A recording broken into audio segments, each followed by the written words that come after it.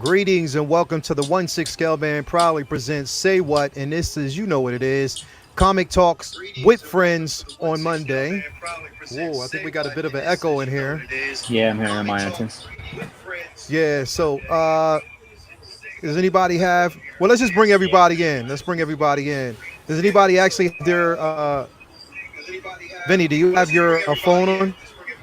No? I'm hearing an echo. Is it? Oh, I It's think it's gone. gone now. That's weird because that's the same thing that happened to Will on his Yeah. show. But anyway, we got it. We got it managed. We're in the building. Usual suspects on such a wondrous and amazing day. Not good for my pockets, but it's a great day. Anyway, I am joined by none other than my co-host, the one and only enabler himself, Mr. Riley. What's going on with you, bro? Not much. We did not plan the shirt thing. That just kind of happened.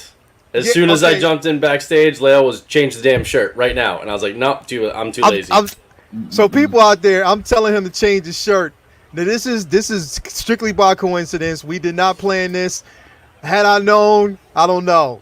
But I had this shirt on. A shirt enabler too. Look at. I know it's gonna be hard for you guys to tell us apart now because we basically are twins. Yo, but exactly. The memo here, I'm wearing like a Marvel Zombie shirt, and there you go. Apparently, you're supposed to be wearing.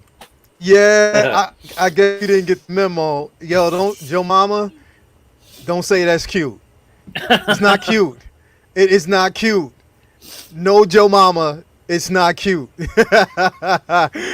But no, it's gonna be a good show today. A great, really good discussion. But before we actually dive into that, of course, I want to address the chat. Just giving a shout out to everybody who's currently in here with us. We have Linda in the building. How you doing? Lynch the designer. We got Joe Mama. We got Dave C. Philip the Fool. We got the man, the one and only single songwriter. We got Mike Fiella. We got Doc Smizzle in the building. We got Sia Dream, or Sia Dream, I think. We have BMW 3 Love. I think it's 3 Love 3. Or you know what? I just call you Mr. BMW. How you doing? Funky Cold Santa. We got Philip the Fool. 78 Vineyard. We got Brendan Riley. What's up, bro? We got let me see who we got. We got Jay-Z. Bob Dylan is in the building. Bob Dylan in the building. We got Malachi Mabane. What's going on with you, bro? Louis Labitz in the building. Oh, and we got my baby girl, Skylar. So anyway, it's going to be a great and amazing show tonight. Toya is in the building. Hey, baby. Big Collectors in the building. Man, so we're getting them in. Like, people are just, slowly coming in. So that's how we do it here. And as always, if you aren't already a subscriber, do hit the like button. Subscribe to this channel. I'm telling you, we bringing them all in. It's going to be a great discussion tonight. Fellas, I cannot wait to jump in this. But before we do, because I know usually at the end of the show, we'll actually have our recommendations for, reading recommendations. Me, myself, I'm going to give one right off the top. One right off the top because, look, I read this book over the weekend. I love it. This book right here, The Trial of Magneto, if you haven't already got it, I'm telling you. I haven't started it yet, but it's in my list. Yo, this book, like literally, without really, again, it's Trial of Magneto. I don't really want to give too much away, but if you pretty much read the previous book before this, there was a murder, of course, and of course, Magneto's on trial for it, or he's blamed for it. It just goes, it's bonkers. It's a bonkers book. It's, basically written by Leah Williams. So get this, most definitely. It's an incredible book. I do recommend it. This is one of the many books that I got spending over 147 over the weekend. That's just kind of chump change for a lot of people who are really, really good collectors. But that's a lot depending. I was talking to Vinny about it. He said, look, that's a car payment. He said his books stacks are by the car payment. So yeah, man, like when I go in, my comic book shop guy is like, oh, okay, cool. I can go home early tonight. Vinny's here. That's a problem, yo. That's a problem. He's like, he'll tell this guy like, yo, wrap it up. We get to go home early tonight. Vinny's cashing out. Man, it's a Wow. lot of books. Sometimes I don't get to go to the shop for like. Sometimes it's like 2 months till I get there, and when Yeah. on them days it's like, man, I better hit the ATM before I get in there and bring security. You know? Yeah. Jeez. You Oh know. shit, Yep. Leo, you've been gift. What's up? You've been gift. Oh, you saw it? Who sent it to you? Bob Dylan? He just messaged it to me. I Yeah. just got your mug going like this at me now. Yeah. He gifted me last night on from Will's show. So he sent it to me this morning. I was like, yeah, I'm got. He said, join the family and join the club. I said, all right, you got me. That's awesome. Definitely. But yeah, so tonight's discussion, as you've probably seen in the thumbnail, this is strictly about, we got the Jedi Kid. That's good, bro. Nope. It's the sound. The sound is still your sound. What? We gotta get tech support out there. We gotta get tech support, bro. I think that was cicadas. I think he has some cicadas in the He got some cicadas in that. Yeah. Hey, you better? There you go. I can't. No audio. Now we can't hear the sound, but we can't hear you, man. Come on, man. We need to get tech support over your crib, man. Where you at? Mhm. I don't know. I mean, it's better than hearing that crazy thing in my ears, but sign language. You gonna have to probably pull off sign language. Just We have can't, like captions. Gotta write notes. we can't hear you, man. Like at Yeah, all. this whole Try time, to reboot again. I'll bring you back in. Try to reboot again. All right. But yeah, so tonight's discussion most definitely is going to be about the previous episodes because, like I said, we are closing in on what could be like the last couple of episodes of What If. So what we're going to do is just going to do a brief little recap on some of the episodes that we've actually seen. Halfway point. Yeah, it's like there's almost 10. I think there's like 9 maybe. Yeah. So like we've seen like 5 or so. So that's a good midway mark. So we are basically in the midway mark of the actual show. It is interesting. Like I said, this last episode, of course, we'll jump into later on. Mhm. But it was just like it's interesting to see how they've actually done it. But it's like knowing where they're kind of going with it. It's going to be interesting to see how they kind of tie it together because it's really, really, really strange. Everybody here we've all seen like the episodes leading like so far, correct? We've seen every episode, correct? Yeah, I'm caught up on them. You're caught up on it? Okay, good. Yeah. Wanted to kind of make sure. Now, again, we do want to actually put out spoilers. So we want to let everybody know that if you haven't actually seen this already, this isn't the place you want to be. But if you have seen it, then this is the place where you want to be. Because we will have a bit of a spoiler talk, but we're going to kind of gloss through it. We're not going to spend too much time on each episode. We're going to kind of gloss through it, just give you some updates, our takes on it, and what we think is actually going. So, yeah, I'm ready to jump in now. Definitely, like I said, the first again, when we're talking about, episodes and pretty much, I know all of us are going to actually have our favorites, pretty much what I think. But I mean, this right here was the start. This was basically the first episode, which was Captain Carter. Bit controversial because there was like some backlash outside of the actual episode where people was like, that's not Cap, and why are you making the Cap a female, this, that, and the third, usual. But it is what it is. I enjoyed it. I quite enjoyed this episode. Oh, hell yeah. Definitely enjoyed it. It's probably, it's running neck and neck with one of my other episodes, which I think is mainly my favorite. But yeah, we see basically that, Peggy Carter herself in this universe has actually taken the serum. All the chaos that actually took place and ensued off of just one action and the simple fact that she didn't leave the platform with Steve. She stayed there. It was beautifully done. I love the episode. Vin, what's your take on it, man?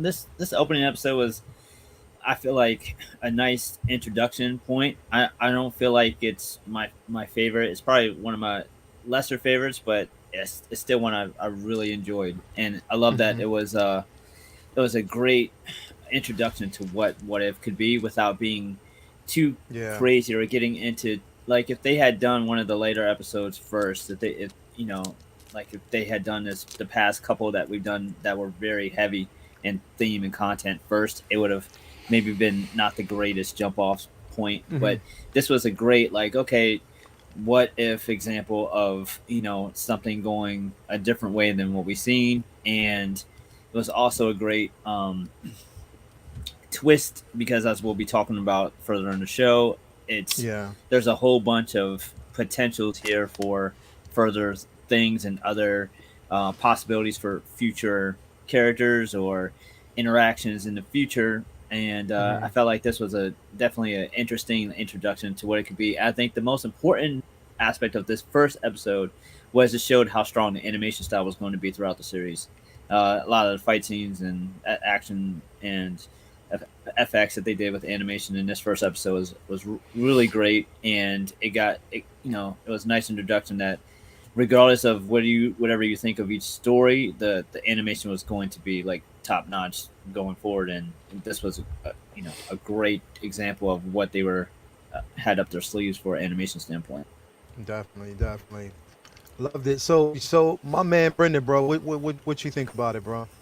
I loved it. For me, I think it made sense what they were that they started with this one. Haley Atwell and Peggy Carter, the character, the fan favorites. People have been wanting to see them in the MCU more than what we have. I loved the Agent Carter TV series, short-lived as it was. I think this really sold the animation style. I do agree. I think it made sense from a business and a marketing standpoint that they led with this episode too, because I think toys are the most marketable out of this episode than the others. Having like Peggy as Captain Carter and having the Hydra Stomper and stuff like that. I think those are marketable as toys, not just Hot Toys, but like Marvel Legends and other merchandise. Whereas the other shows, like the other episodes, have all been good, but there hasn't been like that really kind of iconic flipped on its head design. You get T'Challa as Star-Lord and stuff, but it's not necessarily that big of an alteration to the character. And then you have like the zombies episode, which again you can sell the zombies and stuff, but this is like a kind of iconic image that they can play with, and that they can merchandise. So it made sense from that. I love Haley Atwell. I love her voice acting. Yes. She's actually gonna be voicing Lara Croft in a new Tomb Raider anime series for Netflix. I'm not into anime, but I'm gonna watch that because I'm psyched about that. I love it. I've this one, and then even more so some of the ones after this. But I've always been a fan of the What If comics. I always loved reading them because I was like, oh my god, this is crazy. What and you literally say out loud like, what if that did happen? So. And these are good in showing that it's not just one decision that is like flipped and then everything else happens the same. That one decision, that one moment has a ripple effect that can change the future of 12 characters. Right. It can completely alter something that you didn't even think was related, but that butterfly effect just kind of goes out, and next thing you know, all of these elements of the Marvel universe that we are familiar with are flipped on their head. So I've always loved the concept of What If. I literally was just reading some What If comic books today just because I was in the mood to, just because I was psyched for this. So yeah, great episode. Love Haley Atwell. I love how they kind of brought in some lore from the comics and from the Agents of S.H.I.E.L.D. TV show that hasn't actually been introduced at all in the MCU films and TV shows, like the actual Hydra monster that like Red Skull was trying to bring through the portal in this episode. That's something that if you haven't read those parts of the comic book runs, or if you haven't seen the Agents of S.H.I.E.L.D. TV show, you might not know that. So that's like a nice Easter egg, which this episode and a lot of the others have these really cool Easter eggs for comic book fans to geek out over, but you don't have to know that stuff to still enjoy the episodes.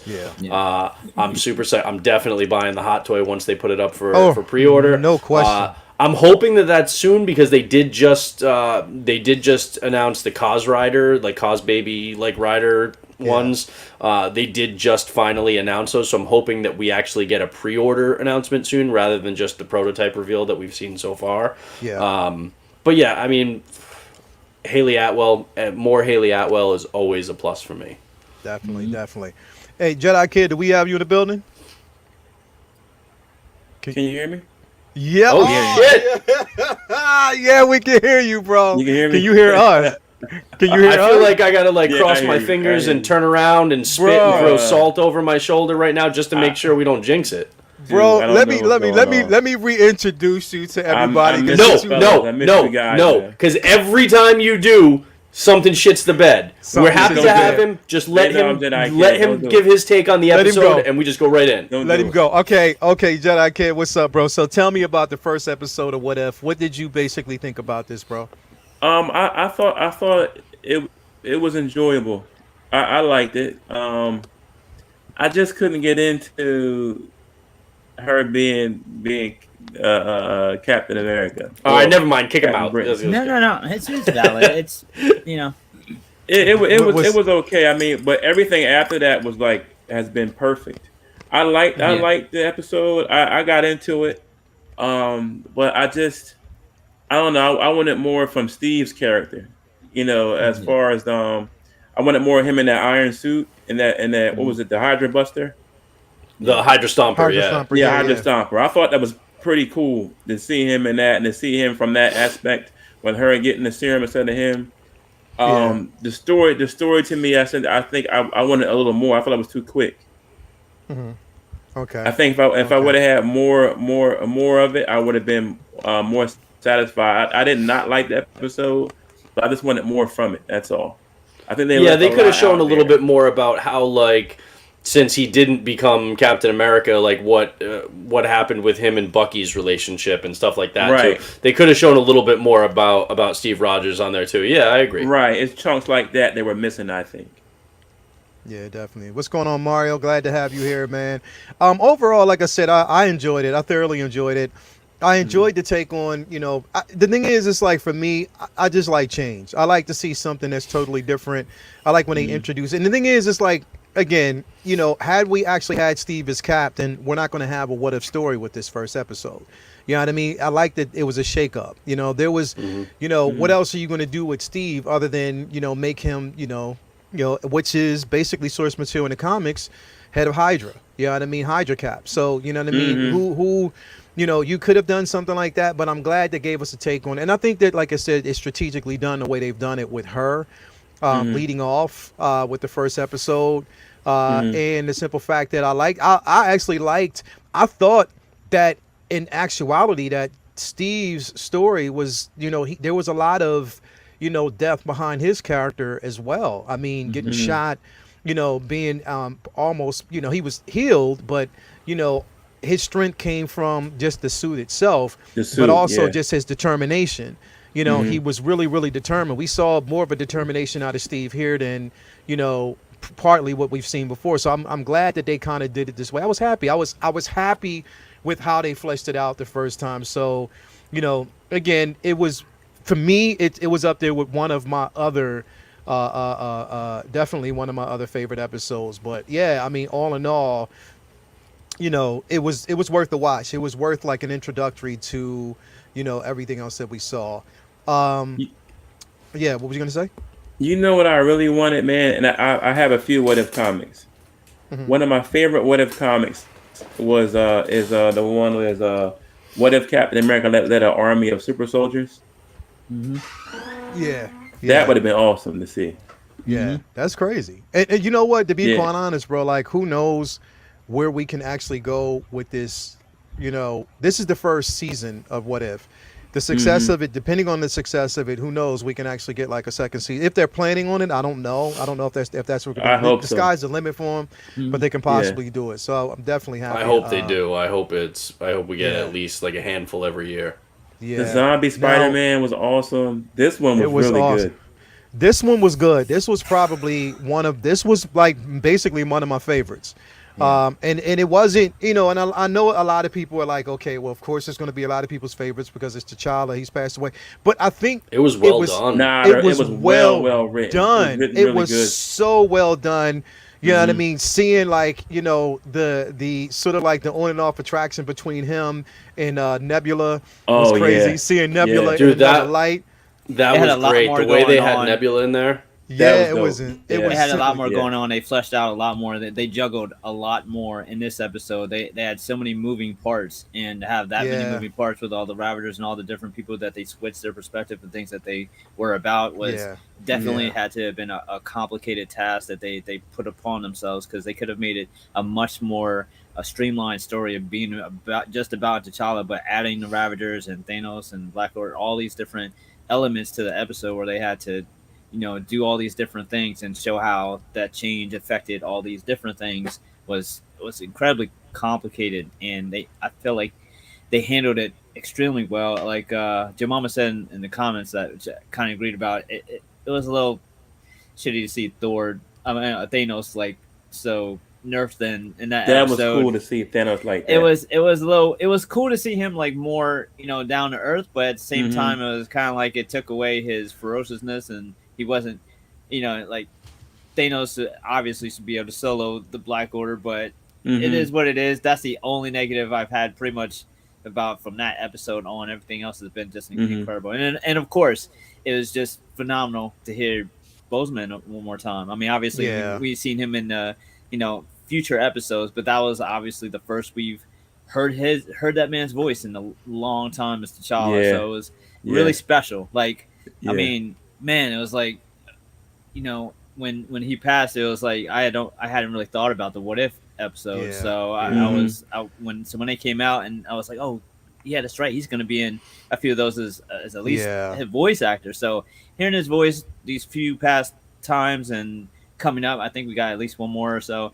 It's like heavy, man. That's heart wrenching. It's just and it's so funny too, because it's almost like we all know that he must have known that he was on the way out when he was filming these, and yet in each of the episodes he's in, he has at least a line or two that's like more profound when you think about what he was actually going through. Yeah. Definitely. So But definitely see, cool to even when he did Black Panther, he was in a lot of pain.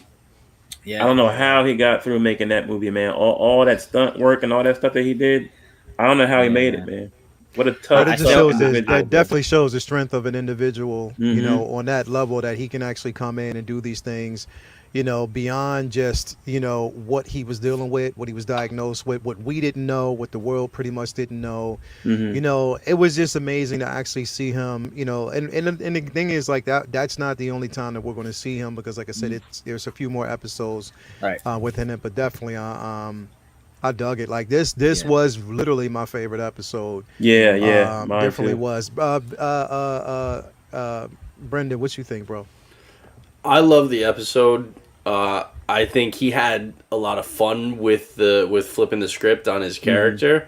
You could tell that he embraced the whole nature of What If, and he wasn't just reading lines for a paycheck. Like he really got into it. You could tell he was having fun. I liked it. Yeah. I liked that the episode, I think it reveals something more, or something that was already there, but I think it reinforces something about Michael Rooker's character Yondu, in that whether it was in the MCU proper with Peter Quill, or it was in the What If show with T'Challa, that Yondu was basically looking for like a surrogate son.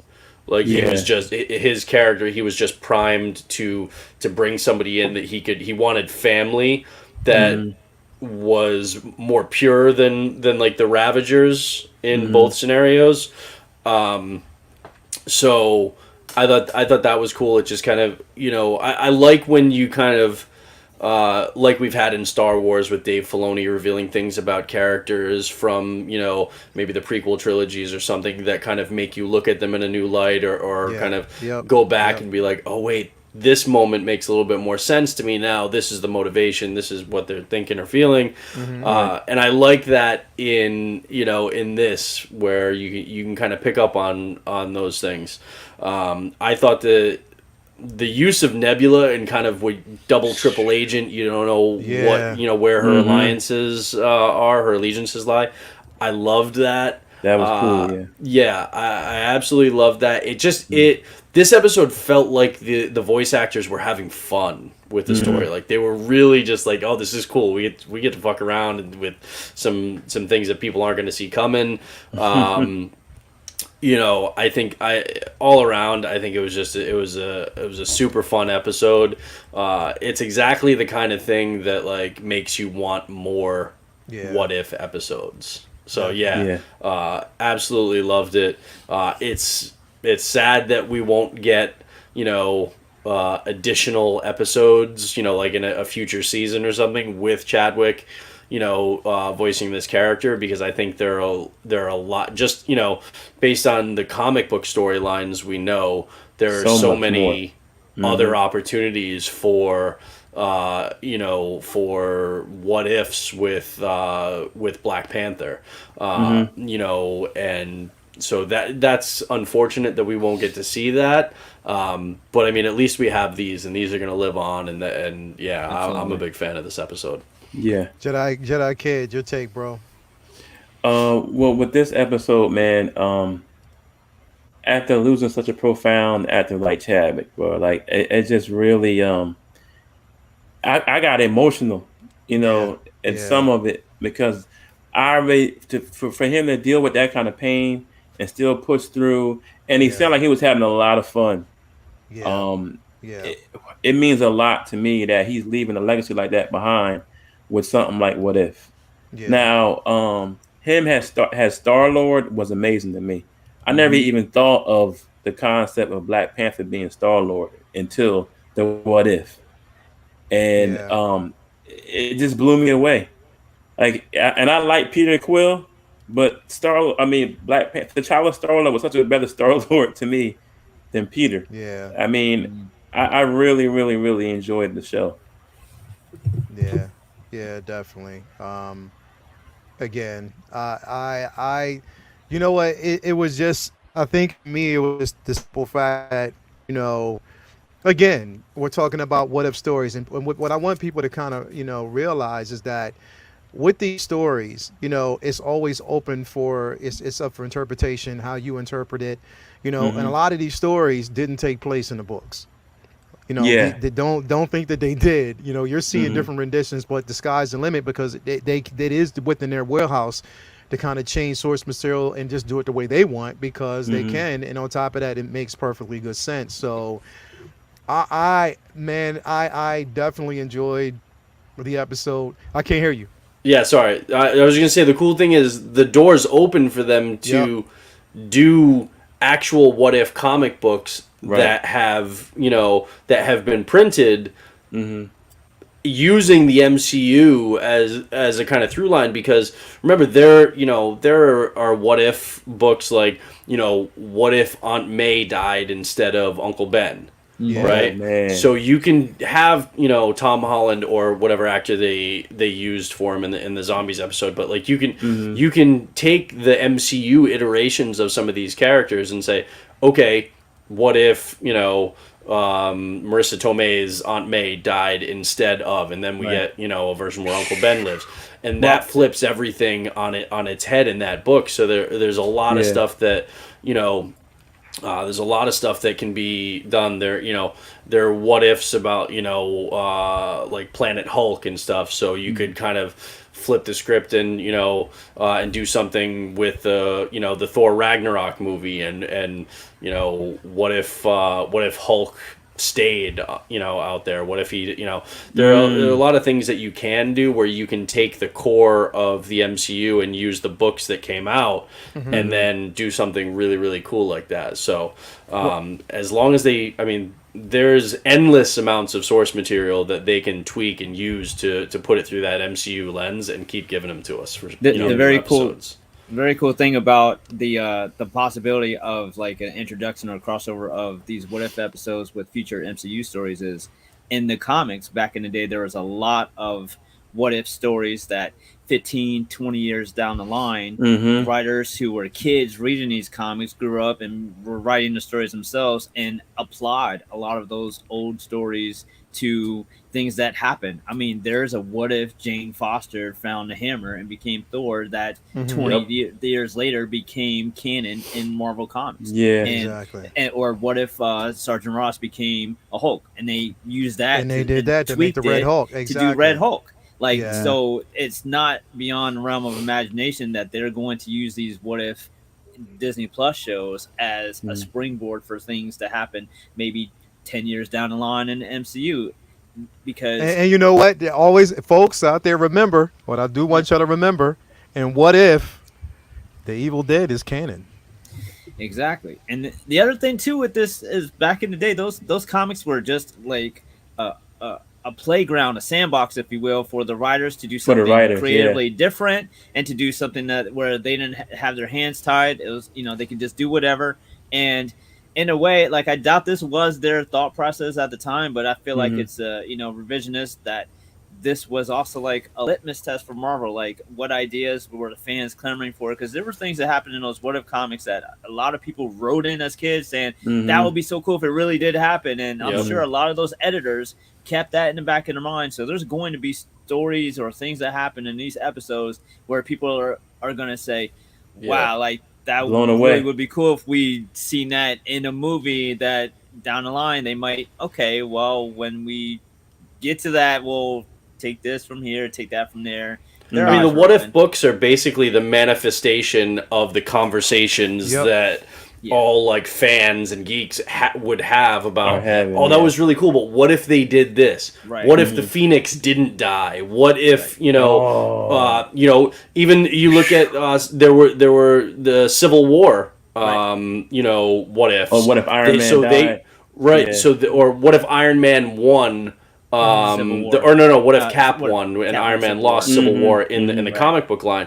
They could flip it and they could do a what if similarly to that, but like with the MCU version, right?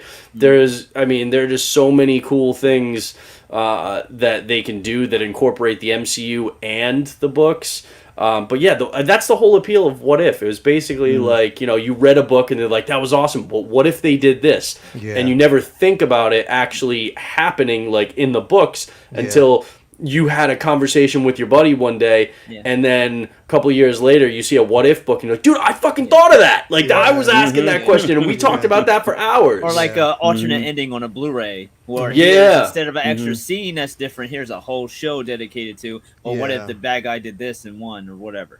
Bro. Yeah. The concept of what if has been around for so long. It's just, and I remember Claremont talking about how some of the actual him and they were talking about how some of the what if stories that were out there never made the cutting room floor because a lot of them were snatched up by different artists and writers because they wanted them to be in future projects. So a lot of them weren't even mentioned in what if because they're like, no, this is too good to be just a story in what if. Dude, anybody who hasn't watched that documentary, you got to watch it. It's so good. You got to watch it. It's incredible. Like it really is.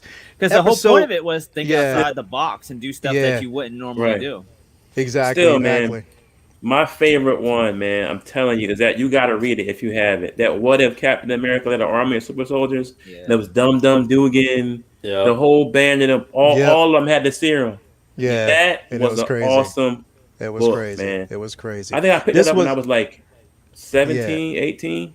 Definitely. For me back in the day, it was what if the Phoenix hadn't died, because the Phoenix saga was just so big for me as an X-Men fan growing up and reading the books. So that one was one of that one, and I think was it what if Gwen Stacy had lived, right. And you see how completely different Spider-Man's universe is. So those two were big for me. So this episode we had was with Nick Fury. This was a totally different if pretty much everything went completely wrong with the first time the Avengers were put together. If pretty much everyone that you knew died. This episode was crazy. This was cool. It was cool. It was super crazy. I love this episode. At the very beginning, meeting Tony.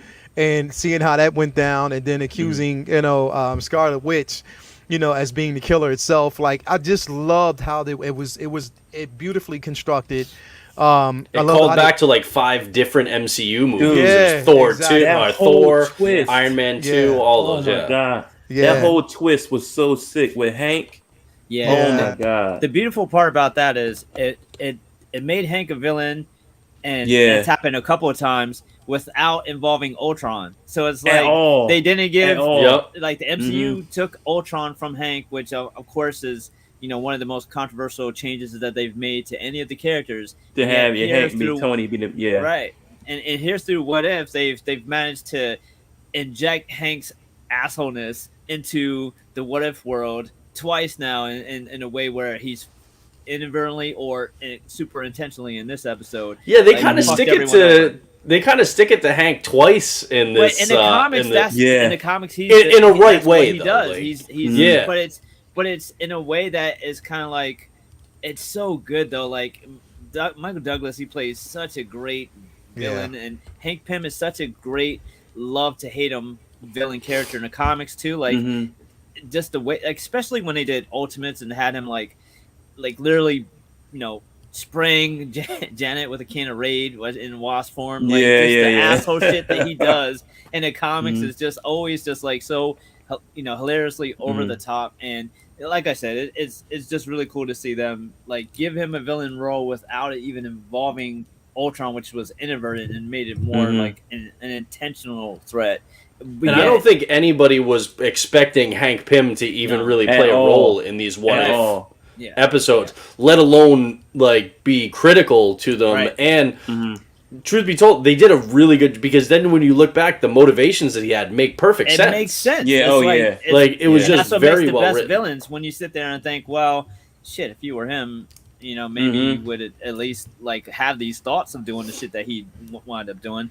And it's always great to see, What If is a hypothetical universe, but the comics also have a series of books called Punisher kills the Marvel Universe, or Deadpool kills the Marvel Universe, where they have one character just like completely loses shit and like go after everybody. And this was kind of like a, Ant-Man kills the Marvel Universe type of story, which was awesome. But it was cool to see him use his powers like the way he did, man. Yeah, it just goes to show how dangerous Scott could be if he was smart. Right. Yeah.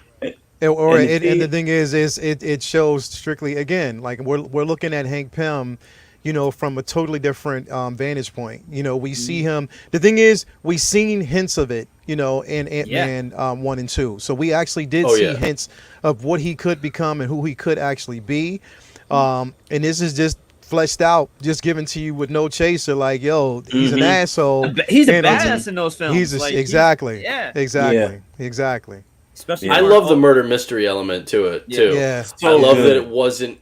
It was a straight up whodunit. Like that's classic. And it was different than what nobody was expecting a murder mystery. Nobody was expecting fucking Clue. Right. Not only was he killing people, he was setting other people up to be the fall guy for each step as he went. It's brilliant. Yeah, it was really, really well done. The way he, killed each, person, each target, the way he set them up, it was just, it was done really, really well, and it was a fun departure. Usually it's like, okay, we know the bad guy, and this is the hero, now let's set him on a collision course. Right. This was different. This was legit, you don't know, and then at the end, you're like, holy shit, it was fucking Hank? Yeah. But then you look back and you're like, that makes sense at every turn. It makes perfectly good sense. And we'll probably touch on this. Obviously, we'll touch on this later with Strange, but this is also another episode that shows one of my favorite trope in comics, period, is when the good hero or whatever goes bad, all of a sudden he's so much more powerful because there's no moral code, and you get to see just how dangerous a lot of these heroes are because they don't fight to kill, so they always are holding back. So we see what Ant-Man can do if he was just completely like in bloodlust mode. Right, and which ties back to the whole thing. I mean, in all different, like in Spider-Man, with great power comes great responsibility. But then even in the Falcon and Winter Soldier show that we just got, it's like when Zemo is like the super soldier serum is just going to make you become an extreme. You're going to want is the power that comes with that. And they're like, Steve Rogers didn't, and it was like, yeah, but there's never been another Steve Rogers. That's the whole point, is that power can corrupt if it's not the right person. So you can't just be whatever, and then you get power, and then all of a sudden you're a good guy. You have to be able to withstand that, and it shows the influence that things can have on people, and then how they're going to go down that path. So it adds another element to, like, okay, it's not just their heroes. Like they have to choose to not. It's like Ant-Man could go in, shrink down, whatever, like. Shrink, bags of cash, then walk out, get big again, and now you're set for life. It would be so easy. Yeah, it'd be so easy to do those things. That these what ifs also show, like, what happens if they go down those paths, but then it makes it, I think, more respectable and more like, okay, wow, this is impressive when they don't make those decisions, and they are the heroes that we know in the MCU or in just the regular comic books. And it also is the who would win game that, like, you touched on earlier, Brendan, about like how comic book fans have all the time who would win versus this, and you come up with scenarios of ways characters would use their powers that they would never really do in the comics, and having something like him using the enlarging disc on Hulk's heart is something that you could. It's like if they don't have to hold back, if they don't have to hold back, two guys having an argument on like, could Ant-Man be Hulk? And like, no, of course not. And it's like, well, what if he did this? And it's like, oh shit, what if he did do that? Yeah. See, it's the day old phrase, man. It only takes one bad thing to make a good person go bad. One bad day. Yeah, man. To make a good person go bad, bro. And I liked just the camaraderie between Black Widow and Nick. Scarlett Johansson. Definitely not. She did voice this character, correct? I think so. I think so. Hopefully, in some ways it did sound like her, but I just like how this they one did it. She knew was going to be on Disney Plus. Yeah, pretty much. She did exactly. But I just liked, because the thing is, it was unexpected. Like, I didn't see it coming. I honestly didn't. But to see it how it made so much sense. You know what I mean? In the end. Yeah, you go back and kick yourself for not picking up on it sooner. Yeah, like you didn't pick up on certain things before it was revealed. You're like, wow, like, okay. Now it makes perfectly good sense, and now it makes sense that it would be Hank. And it's not because the clues weren't there and you couldn't figure it out. It was more just there was no indication that they had any intention of making a character like Hank Pym, who has not been a focal point in the MCU. He's only been an ancillary character because Scott Lang has been the Ant-Man that we know. Yeah. So I wasn't expecting Michael Douglas and the character of Hank Pym to even be in these episodes at all. But to comic book fans, it's so great, right? Because we know what he's like and why they chose Scott instead of Hank to be in the movies. Because when kids goes, what's a good Ant-Man comic, and they go and look up a story about him beating his wife, that's not what Disney wants. So they switched gears and got it off of Hank and put Scott as the focus in the films. Because Hank is such a polarizing, borderline character, so it makes perfect sense that they capitalize on that. And it's like, okay, how can we use that? Because it wouldn't have made sense to go that route in the films, but in this, it's the perfect vehicle to do it. Yeah, definitely. Then, of course, we get the guy. This went dark. This went dark. This was so dark. But here's the thing. Because when we saw earlier, just like certain previews, like just earlier snippets and trailers, it wasn't even a trailer. It was just mainly a snippet of Strange. It was like, okay, well, he's not really different. We're going down the road where we don't really see him differently from what we, normally would, until you watch the show and you're like, oh. This was deep. Okay. This one was deep. Yep. This shit was deep. If you take his heart instead of his hands, this right here was amazingly done. Yeah. The narrative was, because no matter, and the thing is when you think about it, no matter what he did, you can't change it because it's supposed to happen and it's part of life. It's actually the timeline. You know what I mean? And you can't change it. Mm-hmm. So, everything within his power to change it, and then we actually saw the after effects because of it. But, yo, I mean, Hmm. and we That had was Rachel deep. McAdams This one was back, bro. deep. That's what I was saying. Yeah. I love me some Rachel McAdams, and to have Oh, her back, absolutely. bro. Yeah. I was all in on this episode, Yeah. man. Loved To it. see Vinny, him what's up? try and This it, try and this one try. was my favorite, man. Like Yeah, Doctor man. Strange, of course. I mean, like that's your boy, but Yes. he's Mhm. one of my favorites of all time as well. And I feel Mhm. like we got to, in a very short period of time, see just how powerful he is in the films. So I feel Mhm. like this got to like extrapolate just how incredibly amazingly badass he could be if he had no restrictions. And No this was him restrictions. with Yeah. zero absolute zero uh you know care for anything but his goal. And I think the best line in this whole thing was, this isn't even about love anymore, it's about your ego. Like at some point it stopped being like trying to save her. It became, Yeah. I'm fucking Doctor Strange and I can do Right. anything. So Anything I'm I gonna Right. want. figure it right. I'm gonna figure this out. And then also him being the first one to interact with Uatu and like Yeah. actually like get Mhm. out watching like, yo, you could help me, yo, do something about this. Like what? And like no one else even knows, has any idea that Who? Watcher exists or Uatu, like Yeah. any idea. And Strange is Mhm. like, yo, I feel you. I know you're there. I know Like you're there. That I I'm know that was you're there. powerful that I Yeah, know I'm crazy. you're that there. powerful. I'm That was now crazy. on the Watcher's level of like knowing Yeah. I'm I'm on your Omega planets. level. I'm I'm literally on Omega I'm level right on now. completely, like he didn't just grab, like he was stealing power from mystical creatures and From entities, everything. not one or Mhm. two, for hundreds of 400. years he was Yeah. Yep. sapping power. Like this wasn't like, let me get let me steal a few evil people's power to do what I want to do. This was, fuck you, I'm going to be God, so Yeah. that way I can get her back and do anything else that I want. And Mhm. Doctor Strange, and we've seen his character in the films and sometimes in the comics.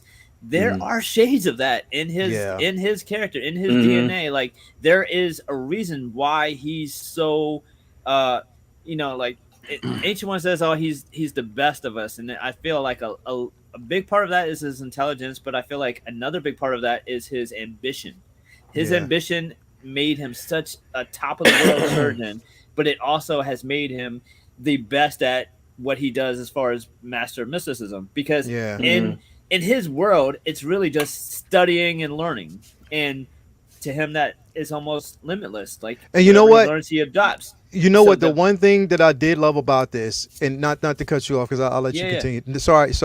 I'm I hate to Kanye you, but but no. What I loved about this was the simple fact that they went back in a sense they went back to the source material. yeah, Anybody who's actually read Strange and knows Mhm. Strange from the very beginning, old if you school know the Strange. old school Strange, and if Yeah. you know his power setting, he actually has the reason why he has these powers is because he actually has the power of seven sorcerers of mysticism. So he basically has the seven, and it was called the seven specifically for a certain reason. So that's where his power derives from. And I'm glad that they didn't say that, but you showed how he has powers from different, Different entities. iterations and entities Right. and stuff like that. So it was sort of like a throwback to like the source material. That's what I really loved about it.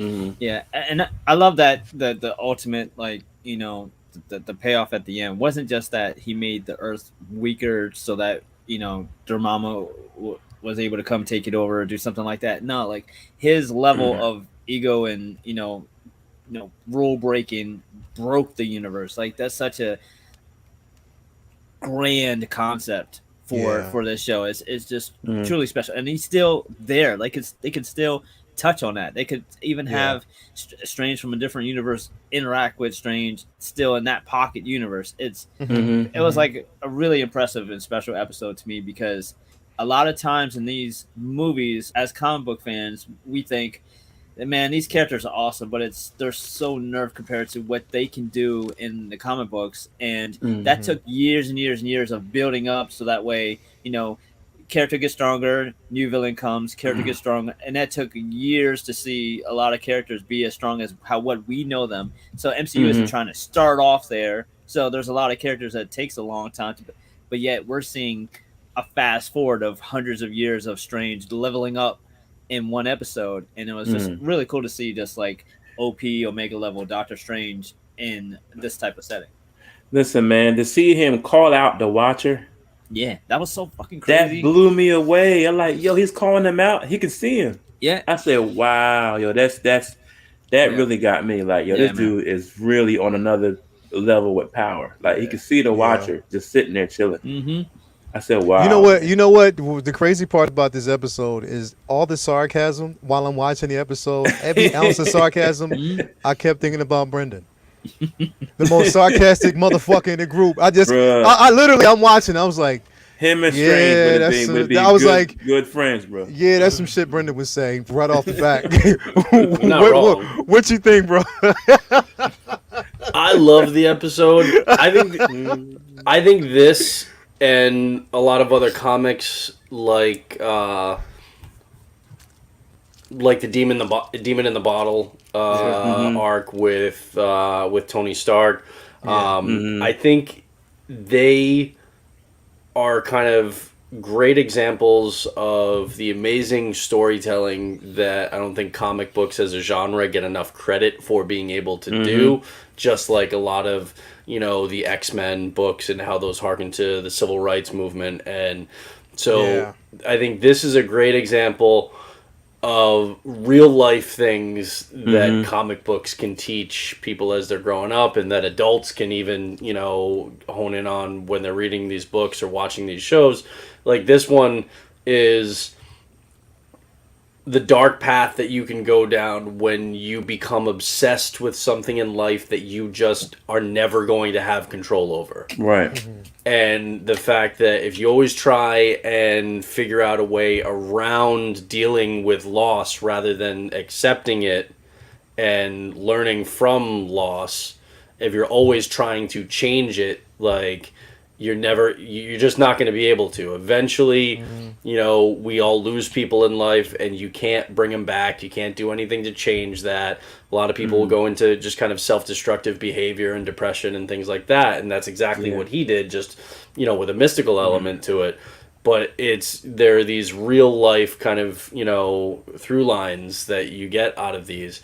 This was a super dark episode, but it was good because it was relatable. Most of us at some point in our lives have lost somebody that we were like, I would do anything to get this person back, but we can't.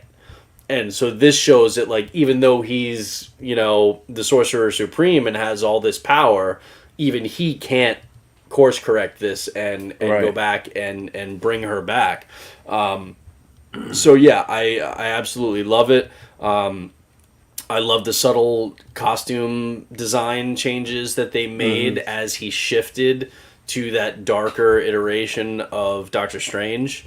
And all in all, I just think it was a really good episode, very emblematic of the What If comic books, because the thing is, a lot of the What If comic books were really cool. It's like, oh, that was a great story.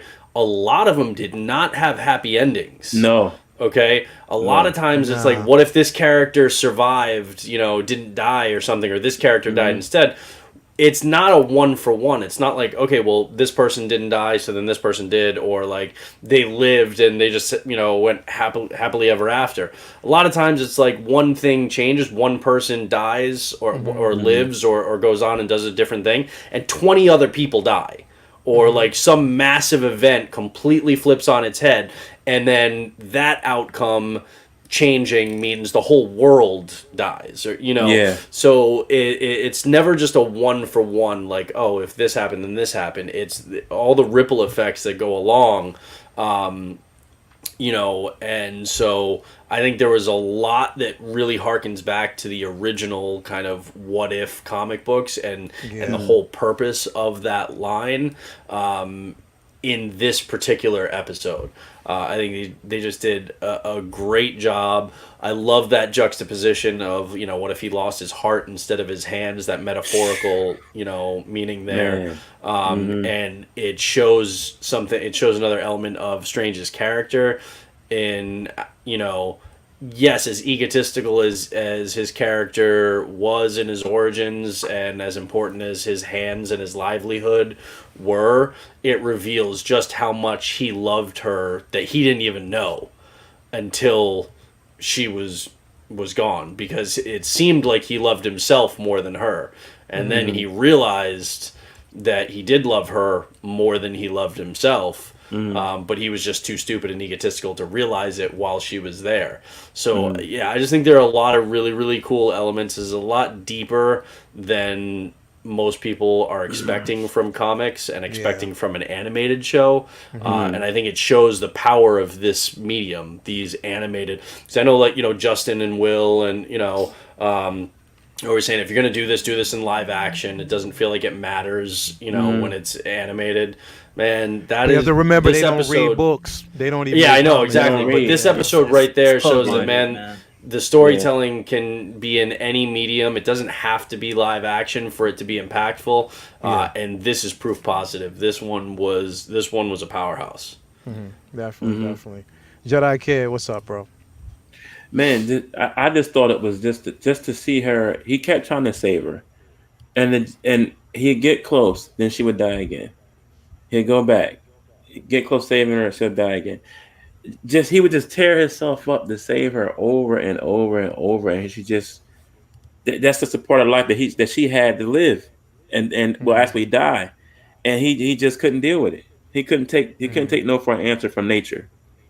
So to see him even go to that level of, I don't care what happens, I got to save her.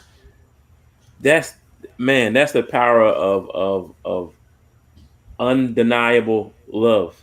What you would do to save it, and to see him keep tearing himself up about it, man. I was like, wow, this one is a deep episode, and man, for it to end so dark, it's like, well, like you said, not every what if had a happy ending, man. That definitely didn't. But I mean, the story was very, very powerful, man.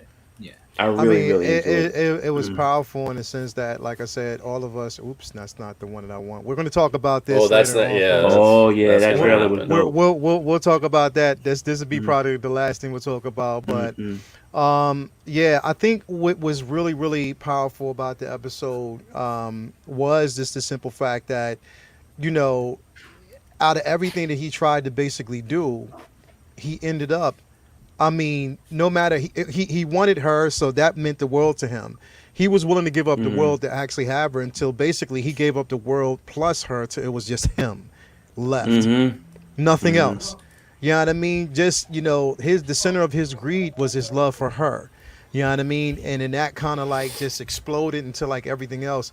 It was the darkest, one of the darkest episodes. But again, this wasn't anything new, because it's, like I said, it's source material. This is a side of Strange that we actually did see in a couple of books. And this is You know what what I it was basically him struggling. Like, if you're driving and like you turn into the skid, you don't like try and fight it. And he was trying to fight it. He was trying to fight time, and he was trying to fight what fate wanted, and every time he tried to turn the wheel this way, it just made him fishtail more. It killed her in a different way, and it just had a bigger impact on him. So yeah, it's also cool, like one of the things that Single Songwriter said in the chat, that it would be cool to see this kind of version in No Way Home. I 100% think that that's going to happen, and I think this is Marvel even kind of teasing it before it happens. I think the reason why they did this, like, Doctor Strange Goes Dark episode of What If is because we're going to see an evil Doctor Strange. Now, it may not actually be Doctor Strange. It may be Quentin Beck, or it may be Mephisto pretending to be Doctor Strange, or controlling him somehow. But I what he said, in the chat, I do think that we're going to see something like that in No Way Home. And like I said on the stream last week, I think that there's a good chance that Wanda is the protagonist in Doctor Strange in the Multiverse of Madness, and that Benedict Cumberbatch is actually playing essentially the villain for his own movie. And I think it's really going to be Mephisto or Mysterio, or some iteration of those that's either pretending to be him or controlling him. And she's coming in to kind of almost like be, the good guy and fight him. So, I mean, I could be wildly off, but I think it would be really cool. But I do think what he said is we're going to see a a bad Doctor Strange, whether it's in No Way Home, Multiverse of Madness, or both. And I think this is kind of them just laying the seeds for that, in our minds. Because Mephisto is one of them dudes that, if I grant you a wish, then, something's bad is going to happen. You got to give me something. So I can see him. Yeah, Mephisto has done the Crossroads deals and all yeah. kinds of stuff. Yeah. That was part of his, intangibility when it came to Spider-Man. And Spider-Man's wish to, for everyone to forget his secret. Forget his secret and forget who he was. Yep. One more day. Exactly. Which is exactly what he's asking for in No Way Home. And Mephisto, you 100% we know he's coming, because think about it, they've also done it in recent comic book runs too. Remember, Lael, Mephisto was basically the catalyst for Moon Knight and Khonshu fighting the Avengers in a recent run, because they were convinced that all these iterations from the multiverse of Mephisto were going to destroy their whole world. So Mephisto is on the mind of Marvel writers and editors at large for events across the comics right now. And things like that tend to happen right before they're about to do something in the films. And it's crazy because it's funny how exactly, but it's crazy how the word of mouth can actually just spring such interest in the character itself. You know what I mean? And who knows? They might have had intentions not really knowing, and it just kind of teased it. And look what it's actually developed into. You know what I mean? Something huge like this. So they put little feelers out in WandaVision just to see how the fans would react. And they didn't just take a nibble; they devoured the concept up. And I think the only downside of it to me is I don't want to see just some dude in a suit with slick hair. I want to see that. The red. You want to see the red, like fangs, horns, the whole. You want to see the evil version. I think they will. I just feel like they will. Hey, listen. It's if they introduce him, they probably won't. But I would love to see him in his close to his character design. I don't want to see like a Lucifer version of. I don't want to see a dude in a suit like we've seen that. No, I don't think if we see him, if we see him, we have a better chance of seeing him in Multiverse of Madness, because you got to keep in mind Sam Raimi's doing this, right? So because of that, it's true. Exactly, it's very true. And it's a high possibility that we could actually see that in that film. And Sam Raimi, he's like, look, I'm not. If we get Mephisto in his actual form, I'm losing my shit. Because, I think we do. I just think, so even in the trailer, Strange wasn't wearing the eye of Agamotto the whole time in that trailer. I didn't see it. I didn't see the trailer at all, so I'm trying to like. Oh well, don't look. That's cool. It's cool. I'm just saying I'm not gonna. I have no idea the concept of the theories of what Doctor Strange has going on from the trailer, but I definitely could see that it could be that could be the switch. I can see it being Mephisto. When I first see at the end of No Way Home No Way Home was Far From Home. I mean, when J.J. Jonathan came out with a secret, I was like, yo, that's the first thing I said to Leia. I was like, are we gonna get one more day? Because that's what happens next. One more day. He asked Mephisto, yo, can you just change everything, change it back, erase that shit? And he's like, and here's the thing: everybody is saying all your shit, right? And everybody's expecting Kang to be the main villain of this next phase, because he's the next Thanos, right? I think I think this is the Batman Returns to the '89 Batman. We had the Joker, and then it went to Catwoman and Penguin. I think we have Kang and Mephisto, and I think they're both going to play a role in multiple films, and we're going to build to something else, because everybody's like, how are they going to top Thanos and stuff? I think that we're going to see both of these characters that are messing with different teams, different characters throughout multiple movies, and then that's going to come to a head somehow. And I think that, because you remember both of those characters have a lot of ties to, crossing timelines and universes within the larger multiverse. So I think they're going to tie those together. And I think we're going to see, like I said, I think, I think Thanos was the '89 Joker. And I think this is, Mephisto and Kang, I think, are like the '92 like Batman Returns. I think also what we're seeing is MCU getting to the point where they feel like we can have continuity where it doesn't necessarily mean there's one singular threat endangering the universe. There can now be a multiple threat levels from different characters at the same time. Like if you're a Marvel Comics reader, you're not watching Thanos run roughshod over all 50 titles. You're watching different. Each title have their own character without necessarily a streamlined continuity of one villain who's pulling all the strings. So there's absolutely no reason why they have to limit Phase 4 to just Kang or Mephisto or even just those two. It might even be someone else in addition. Especially when you realize that those characters have ties to so many heroes. It's not just like, well, this is Spider-Man's rogues gallery. Exactly. It's like Doc Ock is Spider-Man's villain. It's like, no, Mephisto has gone up against the Avengers as a whole. He's gone up against Spider-Man. He's gone up against Doctor Strange and Scarlet Witch. He's gone against all these characters, and same thing with Kang. He's gone up against Ant-Man, the Fantastic Four, Avengers. So many. So there's no way they're going to cycle through Kang before the Four gets here, because they'll want to use him eventually for them too.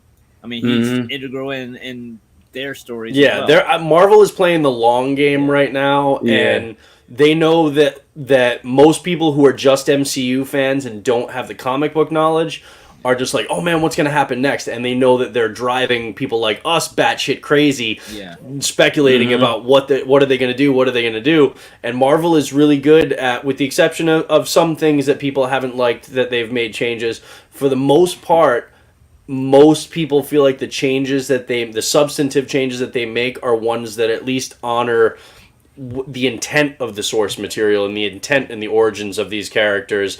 And they're like, but we don't want to give it to you boring in exactly the same way you've already read it, so you know exactly what's going to happen. And that's why I think we're going to see Kang and Mephisto, crossing over, and I think we're going to see some surprises. But again, at the same time, there's no reason, with the way the MCU is now built out, to lock one villain to one character.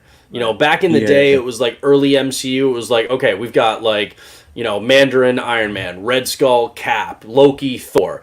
But you realize that it's like, wait a minute, these characters have such crossover in the comics that now they've expanded the universe enough and introduced the multiverse, so now they can have different villains crossing into different heroic movies, and realize that will kind of then bring them together, give you more crossover opportunities, tell bigger stories, but you're not limited to like, okay, well, if we're telling this story with this character, then we have to switch this because that really belongs to that character. It's like, no, we can do this. We can bring the Fantastic Four in and have Kang, be going up against them, but we can also have Kang involved in Loki and in Ant-Man and stuff. And so I think they're doing it the right way, where, they're opening those doors and not locking it into like, this villain goes with this hero and that's it.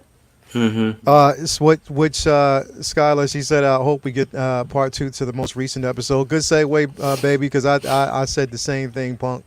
I think, with this most recent, with the final episode, well, actually with this most recent episode, it was phenomenal, because like I said, it basically introduced so much, diversity, and actually seeing a totally different team. Pretty much changing the aspect of, Banner, fleeing from Thanos, landing in the Sanctum, just to find out that the Earth that he thought he knew has completely changed because of an actual virus. Seeing this team, like, this was like a dope team, like, just to actually see. And I love the simple fact that, we get a chance. Now listen, and I'm gonna say this, pretty much, I'm just going to keep throwing this out there. Hot Toys or anybody out there, Okoye is a major player. Please. They gotta make her. She is a major player in gotta the make her, MCU. She is a major player. She is, and in at least one more movie and another TV show. Hot Toys is not She's gonna in at do least it, two. man. you got to stop playing and get off your high horse Yes. and give us these characters, because the way she was portrayed in this show was Okoye phenomenal. killed She it. always shows her leadership. The thing is, it was crazy about this episode was the weird, somewhat love interest chemistry between Peter and you know. And Oh, there was definite And Mrs. Hope. Hey Hope, Mrs. Robinson vibes. Yeah, like it was Peter weird. and Hope were gonna get down. I thought I was the only one that peeped that. But Good job, now I Pete. know I'm not weird. So okay. I Yo, definitely felt No, it was it- that vibe was definitely there. It was That happening. vibe was basically there. They kind of like Yep. tiptoed around it, but you can actually see. You I know, don't even think it was that there. subtle. I think it was pretty clear. No, I think it was like- out there. It was out there.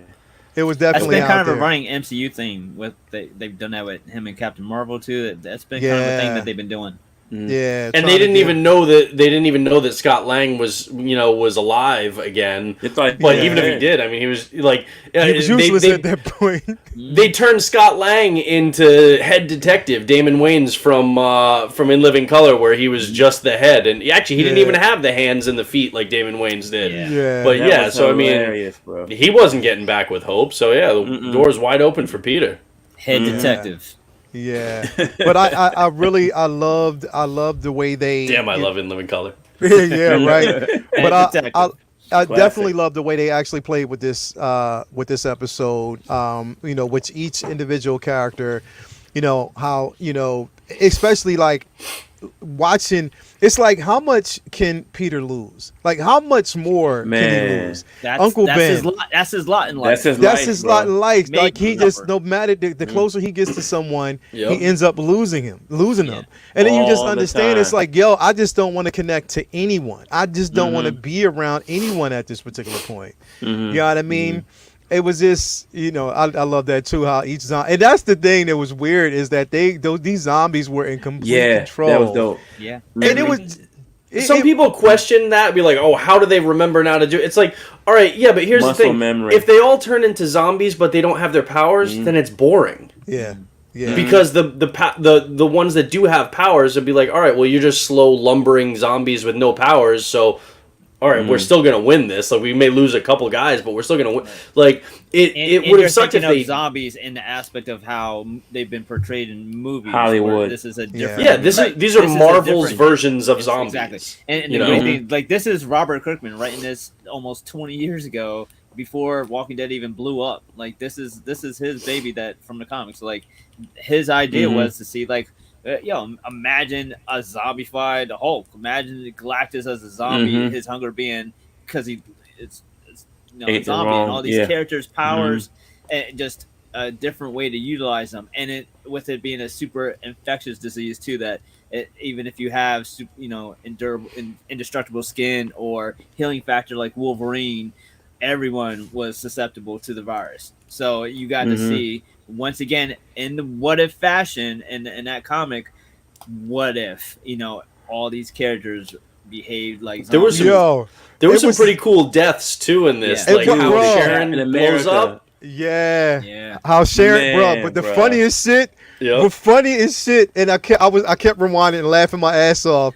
It was when Yeah. Happy got snatched, and all you could hear was going blam, blam, blam, Blam, blam. blam, blam. And the darkness. That shit was amazing. bro. Yo, the whole Blam, thing, blam, blam, blam. but then when they show Blam. Peter's face after when he learns that Happy's gone, and Yeah. that's when it hits him again. He's like, no, Happy was like a bridge too far. He couldn't lose Happy too because they had actually developed this relationship. So it harkens back to the MCU and the way that they were, becoming, closer, almost like this father-son type relationship in the MCU. So it you got that through line. This whole Yeah. thing, once again, they make essentially Hank Pym out to be the bastard. He, the whole thing happened because of him and trying to get his wife back. So Right. once again, the guy that Hank again. nobody expected to be a pivotal player in any of these episodes has essentially been at the core of two major what ifs now. That and the fact that they were able to keep this consistency, because one of the big threads throughout the MCU and leading into the first show that they did, WandaVision, was that love between Wanda and Vision and how powerful that is, and how that eventually, I mean, that led to the whole thing that we had in WandaVision, which is going to lead to, mutants coming into the MCU. It leads to their kids becoming real, all of that stuff. And everything that happened in WandaVision was all because of their love and her pain over losing him. Yeah. And then they flipped that in this, and now it's what happens with Vision, which you don't expect, because he's this android. You don't really expect him to have that same kind of guttural emotional response that she did, but he does in his own way. And then he starts justifying what he's doing to try and and keep her alive, essentially, even she's like undead. But it shows that it was a two-way street. And that really, I love the way that they flipped that, but still kept one of the core tenets of what has made the MCU so good storytelling-wise, which is the relationship between those two. Speaking of which, shout out to WandaVision. I'm making history as, basically the first MCU show to receive so many Emmys. So congratulations on that. Deserved. Well deserved. Well thought out. Show. Hopefully with that, we'll actually see another show. I hope we starring Lori Livingston. Yeah, I hope we just actually just get it out there, like even more. Like that would be amazing. But yeah, this episode, I mean, listen, it was everything from a what if that I would want to see, especially fusing in the zombie apocalypse that they actually had going on here.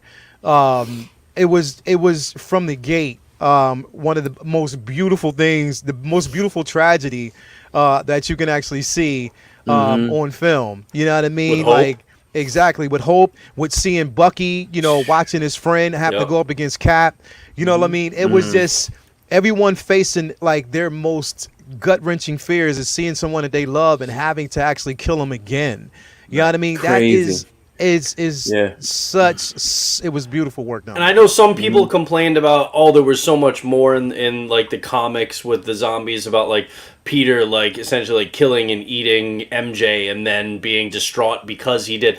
Yes, I know that's a great plot line, and there are a lot of really good story elements in the comics, but you can't fit them all into a half-hour episode. So if you're going to do a Marvel Zombies half-hour episode, you can't do everything that they've done, which people may be surprised to hear this, but they've actually done a lot with Marvel Zombies. So you got to kind of pick and choose what you're going to do, and this is what they did, and no fault on them as far as I'm concerned. This was entertaining. It was fun where it needed to be fun, and then it had those kind of emotional moments when the time was right. I think it was a perfect balance, and I enjoyed the hell out of this episode. Yeah, and there was a twist on the Marvel Zombie story, so it was Marvel Zombie story, but without exactly the same stuff that we read in the comics. We got to see them do different things with them being zombies, and different, origin of why they became zombies instead of them coming from another planet. Like, this is a different story. That is what we're looking for. We want to see cool stuff from source material. We want to see you tweak it and make it new to us. Sometimes we want to see exactly what we know on the screen, but for the most part, we want to see what we know told through their lens, and that's what they've been doing. And it's been. And then we got a chance to see. Vision. As a pretty much once again dead. Like every time he's like the Sean Bean of the Marvel. If he's on screen, it's like, all right, he's gonna die. Like, when's he gonna die? Yeah, he's gonna die. Sean Bean, that was rough though. He literally just ripped it out of his own forehead. Man. He Thanos'd himself. Yeah, It's no time at all. Yeah. Very deep. And then, the thing is, now this image right here, I'm actually opening it up because I was like, yo, just imagine. And this is like, I think because me and Skylar kind of talked about this too, and I think why she was like, yo, this needs to actually have a part 2. Hold on, I'm actually opening it up here. But this image, Let me see here. Because at the end of that episode, they're going to Wakanda, right? To try to figure out Yeah, how but to it's use a the mind cliffhanger, stone. but it basically This implies image. that Yeah. Thanos is going to kill them Thanos, once they get that's there. The so- awesome, so like that they the lose. awesome like theory concept I heard in this is like his snap Man. might double the population because Yep. so there's more food for him. to Yeah, eat. yeah, That's yeah. such an Yeah. awesome idea. Yo, Man. it would be crazy. Yeah. And Dude. knowing that this is what they're going to face once they go back to Wakanda and he has the Yeah. I'm gauntlet. like, yo, Thanos is Yeah. dead. Yo. And like seriously, like it's incredible. Again, I mean, the next episode I think they kind of teased. That's the one we're going to get with, of course, Killmonger and Tony Stark. And Tony, okay. Yeah, so that's just the next. It kicks me out all the time, but yeah, that's the next episode that we're going to actually see. But so far, man, like, listen, I know, like I said, we've talked about this. I knew that this was going to be a controversial show in a sense, in a good way, because it's expanding the universe itself, especially for the MCU, opening people up to something completely different. But at the same time, I knew that once they kind of tweak certain shows and change up the narrative, especially with certain characters, that it was going to spawn a lot of judgment, a lot of people, really not seeing the characters that they wanted to see a certain way. Mainly, I get, with Cap, I knew that was going to actually happen. But I mean, again, like I said, it's called What If, you know what I mean? So it's what if specifically for a certain reason. Like you're changing, these storylines not suited to which it's getting you completely out of your comfort zone and giving you something totally different, a different view. So now when you see it this way, you're going to connect the characters a certain way that you're going to be like, damn, I wonder how they would be, in the MCU if you brought them to live action, how these people would actually be. Now, let me ask you this question because. Vinny, we had this talk. Brendan, you were there. We talked about it too, but we had this conversation on an earlier show. It was with both Will and Justin. Vinny, do you see any of these characters? If you looked at any of these characters, do you see them brought into live action at all?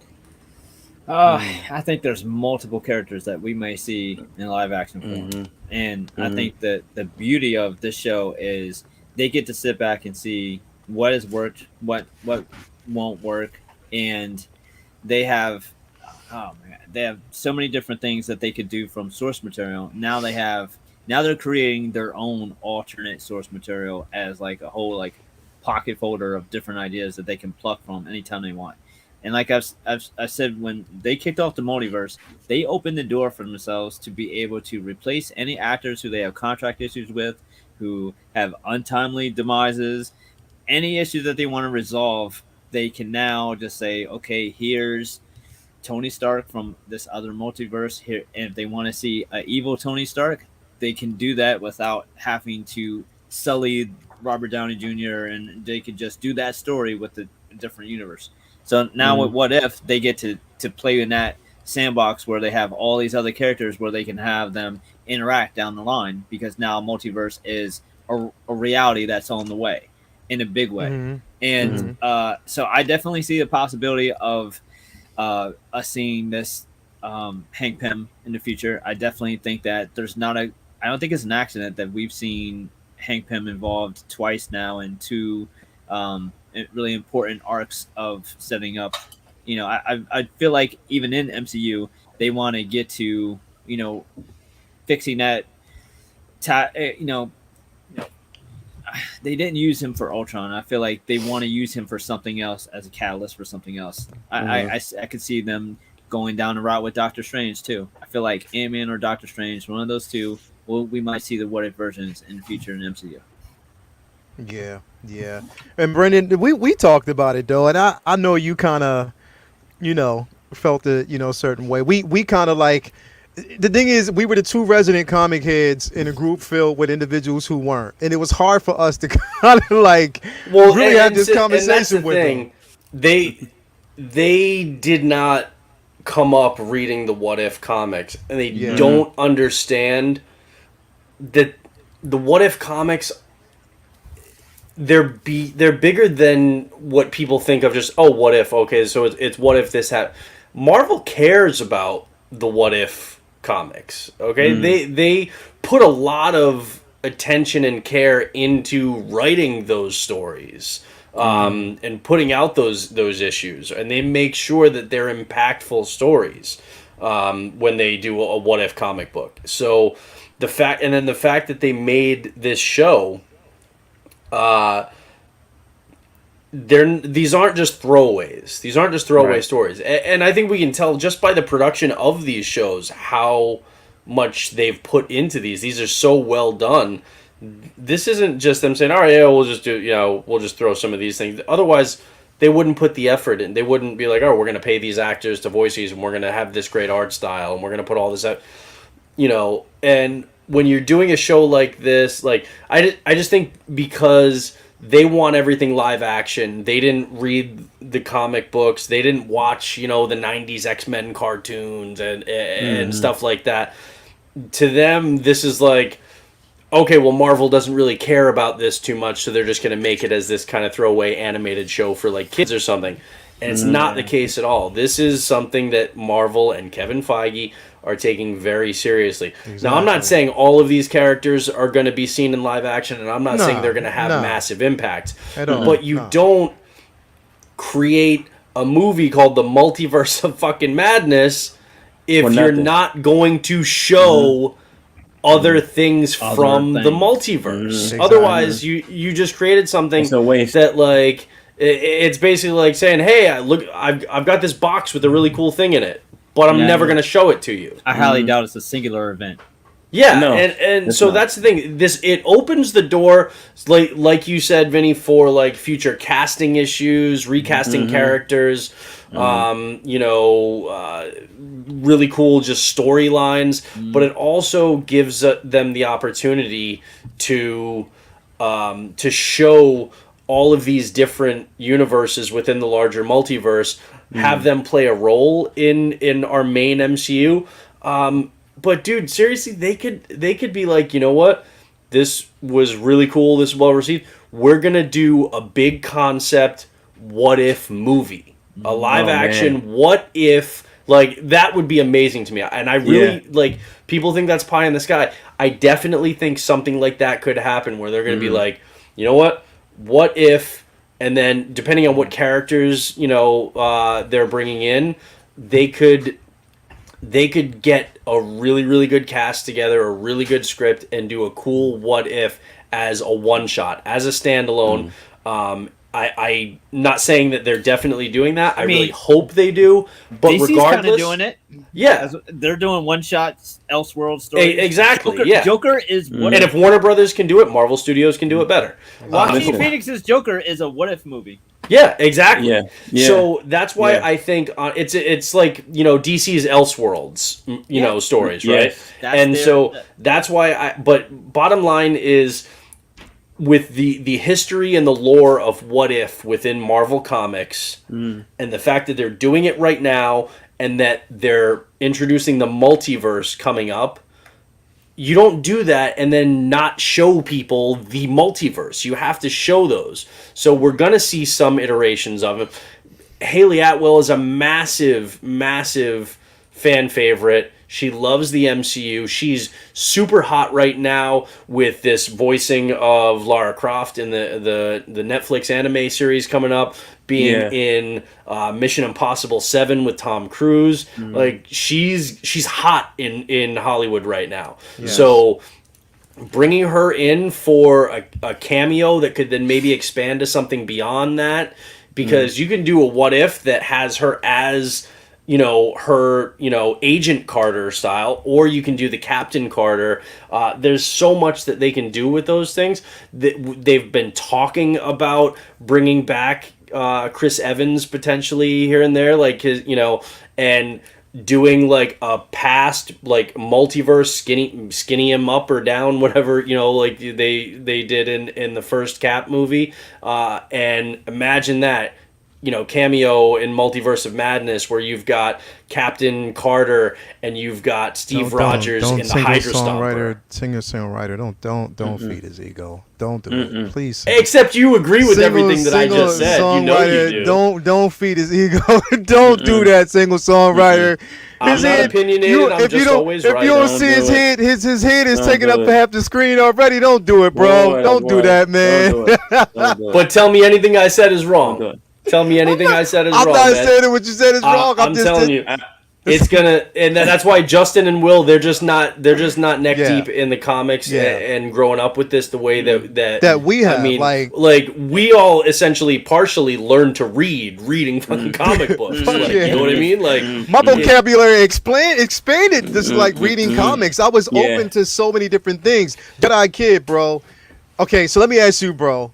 Out of everything that you've actually seen, which character would you want to see live action? T'Challa, Star-Lord. Even though but deepfake. They said hold on, I did see somebody up here. Listen, they're deepfaking Luke Skywalker, and it looked damn good. Deepfake YouTuber they hired can help with Marvel too. You're exactly right. So we can probably see T'Challa. You never know. I love the Zombie Hunter Spider-Man. Was pretty dope. I like that was dope. I like that. And I want to see. I know he was bad, but that version of Hank Pym. Yep. That would be awesome in live action. Bro. My only thing is I don't know if they're gonna do that because Michael Douglas is up there in age. I know. I don't know if they're gonna try and play a long game with something like that with him at his age right now. I think he'd love to do it. Bro, the way he tore the Avengers apart. That whole that whole story was so awesome, and I was not expecting his voice to be in there at all. Yeah, on What If. Yep. And to hear him, I'm like, yes, Michael Douglas. Oh, that's two really words. Count Dooku. Look what they did with Count Dooku. And so we could probably get something like that. Yep. Or hey, you know what? But you're right. I mean, it is though. Deepfake with Count Dooku. No. What I'm saying is, he's an older actor, but still, you could actually do certain things. You can still do stuff with the deepfake system to advance the character. But I do understand too, like they're playing the long game here, and with Michael Douglas, it's a touchy situation. He's also had battles with cancer and stuff too. So not to sound like morose, but like it's a risky prospect. It is. Yeah, he's such a good actor, dude. Oh yeah, he's amazing. Man. For a long time. He's amazing. Such a good actor, bro. One thing I do want to jump in before, like I said, we kind of close out and go into like some recommendations here because we didn't get a chance to talk about it earlier. But I want to kind of bring this up if I have it in front of me now. I can't fucking wait for this. Oh my God, I cannot wait for this. This is so good. People don't know how good this is gonna be. Oh my God. Hold up! I forgot. We can't really say too much about it because Vinny hasn't watched the He doesn't watch trailers. He doesn't watch trailers. Think about it. This is exactly like the type.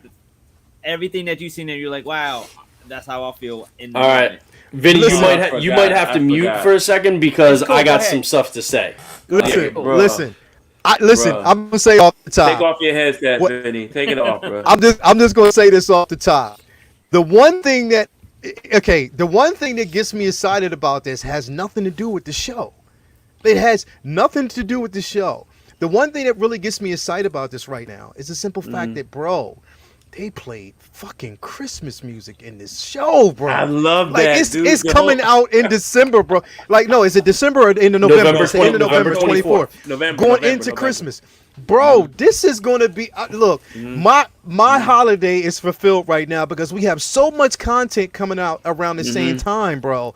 So I'm just so excited about this. But bro, December is crazy. It's packed, it is. Bro. You don't have to do this is going to take us Christmas.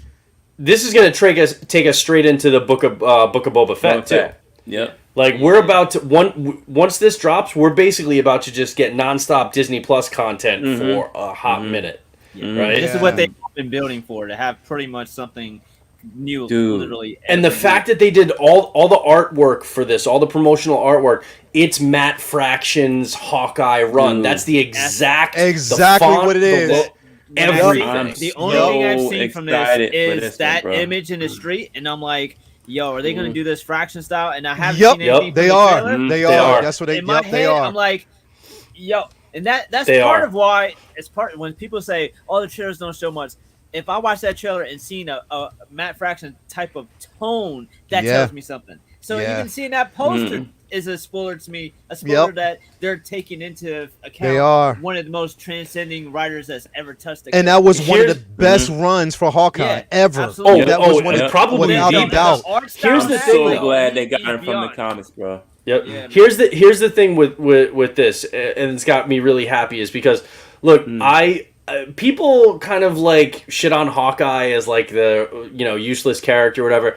Here's the thing, the Green Arrow, and they made him super serious so far in the MCU. He's had basically one moment, like in Age of Ultron, where he's giving the pep talk to Wanda. He's like, we're on a floating city in the sky. There are flying robots we're fighting, and I've got a bow and arrow. None of this makes sense. And it was self-deprecating and it was funny, but otherwise, you look at his introduction in Thor. All right. You look at how he was mind controlled in the first Avengers movie. All right. Most of his character arc in Ultron had to do with him having this kind of hidden family, and it was more serious. And same, and then Civil War, he's back, in that catalyst, and then he's gone in Infinity War, and then he goes dark, as Ronin in Endgame. But the character of Hawkeye has a lot of humor in the books, especially in this Matt Fraction run. Yes. He's funny. He's got the dog. Like there's a lot to this that people don't realize. And Jeremy Renner is really good for this role and to bring that aspect of Hawkeye to life.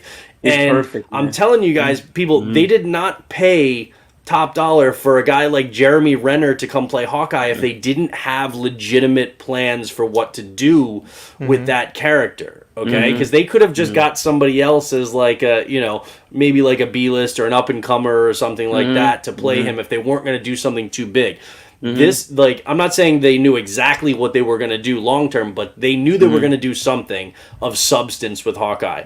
This and the other thing is, I know, Vinny, you don't like trailers. I'm not going to say anything specific about what we see in it, other than this has a very Die Hard 1 and 2 and Lethal Weapon Christmas action movie vibe. Bro, Okay? when I saw That's this trailer, what this is. when I saw this trailer, it gave me remnants of Home Alone, Die Hard, Lethal Weapon, everything basically mixed into Die Hard one. 1 and 2. One Bro, and two, because both were listen, good. Yeah, people forget. Vinny, Yeah. first And people forget, episode, like, yeah. we have to have this at your house, bro. Let's do it. This is gonna feel great for not only comic book fans, but but people who grew up and loved those 90s action Christmas movies, because that's exactly the vibe that this has. This, I'm telling you, is gonna be so much fun. All the other shows have been really good, really interesting, had great drama, had good. Yeah. I'm telling you, I think this one is literally going to be the most fun dude, that we have with an MCU show to date. Ego. Listen, Please dude, stop feeding. I see a lot of the Bourne Identity action in this too, bro. Yeah. Like he was in the Bourne I mean, movies. his So film was his Bourne- underrated. I was hoping that His was film a was bigger hit really from him, 'cause good It was for good. that Bourne Identity run was really good. So it's a lot of that Bourne action in there, a lot of that Mission Impossible actions in it. I said, damn, this is like a good ass shot. Yeah, I cannot wait. And there are so for this to many. come out, There are bro. so many things with this too that I'm psyched about, because with Hawkeye, he's got really good interactions with other characters too that we haven't really seen played out. All right, some of my favorite moments with Hawkeye in the comics are with Bucky.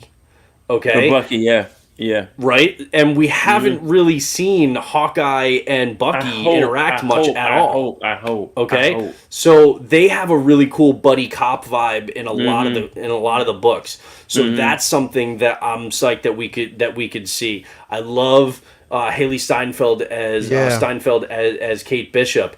I think that's gonna be really cool. We won't go into like how she's introduced in this, but I like the way that they did. I think it's gonna be really cool. I think top to bottom, the vibe of this show, it's leaning heavily into the Matt Fraction run of Hawkeye, which is arguably Hawkeye as a character. His best moments are with the Matt Fraction books, and definitely, and Vinny, definitely, bro, Vinny, you're gonna love this, and without giving it away, if you're thinking of Matt Fraction, you're gonna love this because Vinny's gonna love this one. Characters, but a particular character. You're gonna love this show. Like when everybody again. If you haven't basically read Matt Fraction's run on Hawkeye, go read it. Do it. Go get that book now. I have my copy. You got to get your own. But it is. If you have Comixology, if you go digital, if you use Comixology, then you can get get most of the Matt Fraction run for free if you have their like $5 a month thing. Oh yeah. The monthly fee for it. Yeah. You lost 80% of the consumer once she's hell no. Hawkeye and that people just don't know. Yeah. Hawkeye in the comics is so good, and this is an indication that we're getting them. Will, yes you do. Will, read this book. I wish I know. Sorry, Marcos, you're crazy. I know it wouldn't happen, bro, but I wish to see him. I could see him and Wolverine in live action, bro. Never say never, bro. Dude, never say never. Eventually. Here's the thing: we still don't know when people like Wolverine, when X-Men characters, mutants are going to be introduced. It could be any number of ways that they come in. Remember, most likely it's going to be tied to Wanda. And remember, next division, probably the next person who has the most ties in the MCU, the biggest bond with Wanda is Hawkeye. Yeah. Oh, yeah. True. We could see that. True. Dude, I would love to see him and Wolverine right after the comics on the TV, on the silver screen, just something. Yeah, that's what we're here for, Marcos, is to educate people on the comics and get them to start reading the comics. And more people in these chats are starting to read comics and check out arcs that we're telling them to. I'm telling you. Yeah, that's the point of, you're going to appreciate the MCU so much more if you start reading some of these books. And with Comixology and Marvel Unlimited and stuff, it's so easy to start catching up on these classic titles. Go to your brick and mortars. Support actual physical. I would love to. I have no physical room in my house to buy books. I can't. When you can go, there's nothing like going to an actual comic shop. Oh yeah, just going through and just pulling the pull list and just People say, I remember the days of Friday nights at Blockbuster. No, you still can go to your local comic book shop. Pick up books. The smell of fresh comic books every Wednesday. I love There's it. not like the smell of this stacks that I gotta go through now, bro. Hey. Woo! Hey. That Bro. Right? It's like stacks you gotta go through now, bro. I'm still reading these, bro. Yes. It's like stacks you gotta go through, bro. See, but I've got to use to read. Dude, I back in the day, I loved the physical comic books. I do the app on my iPad because I just don't have the room to store them all. But then also, I'm getting my kids into comic books, and it's easy for me to we have a couple iPads throughout the house, and I can download them on all of them, and then they can start reading comics and stuff. My daughter, my oldest, loves Spider-Gwen and Wonder Woman, and I'm getting her into all of these.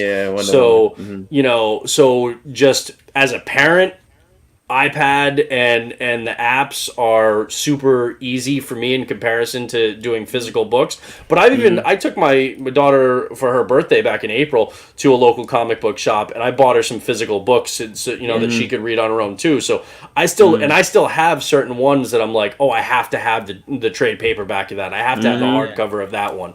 So I have to pick and choose. I definitely understand the storage problem. It's a huge problem. So definitely it helps.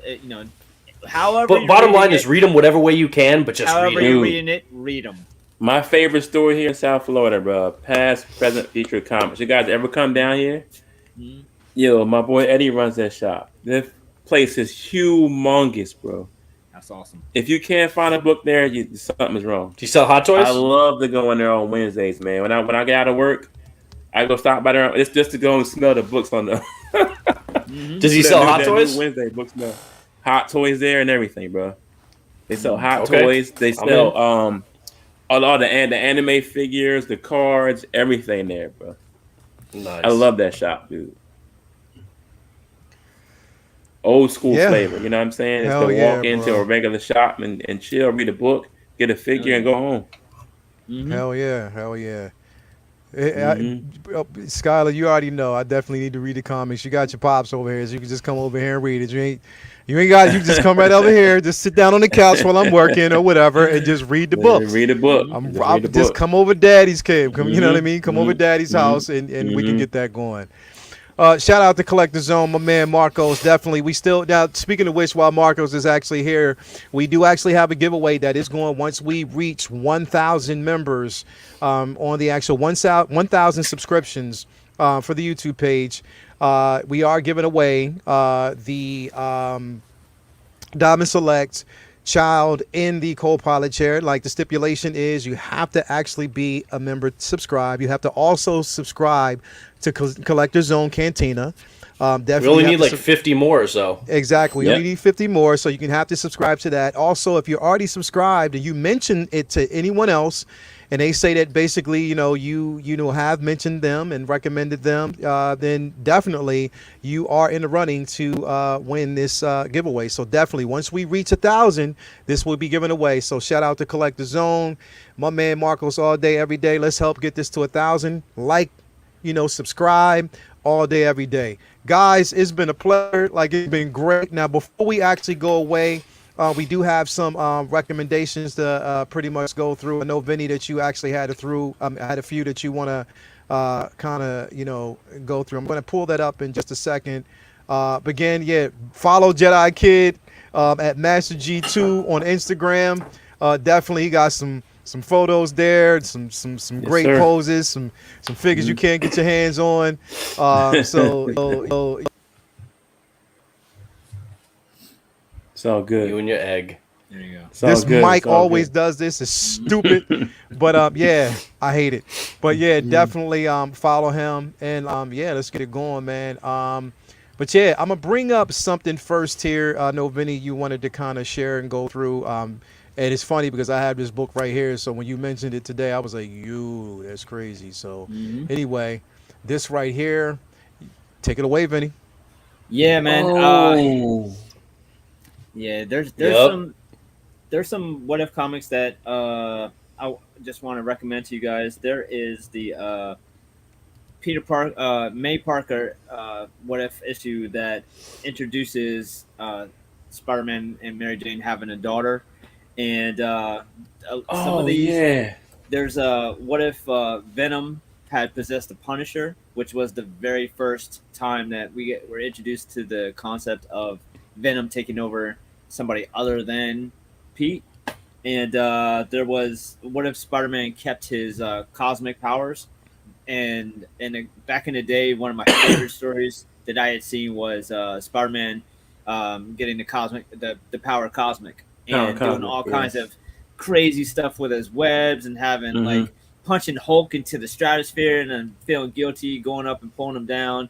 And he had like it was so many cool ideas that they did with Spidey, and then they did like a little bit down the line. It was like, what if he never lost those powers and he just still had them?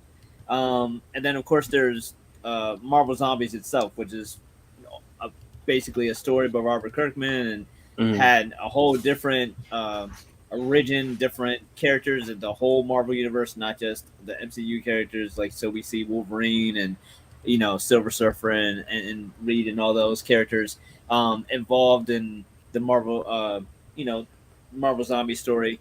And the beautiful part of all this and what we're seeing from What If and the multiverse stories is, what if they did this thing different or that thing different? And I think that's such a beautiful segue to what we were just talking about, and that is, if you like these stories and these movies, there are literally 80 years of 90 years of stories Yep.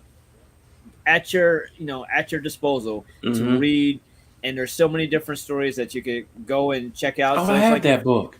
yeah, man. Like if you like, what if, like, there's other what if comics to read as different ideas, and then that might springboard into you checking out the comics that is based off of. Pick up actual Fantastic Four comic or Spider-Man comic or Wolverine comic, and there's just so many more stories. The whole point of multiverse is other things that are possible with the stories and characters that you already know. Well, that's exactly what the point of comic books in general is.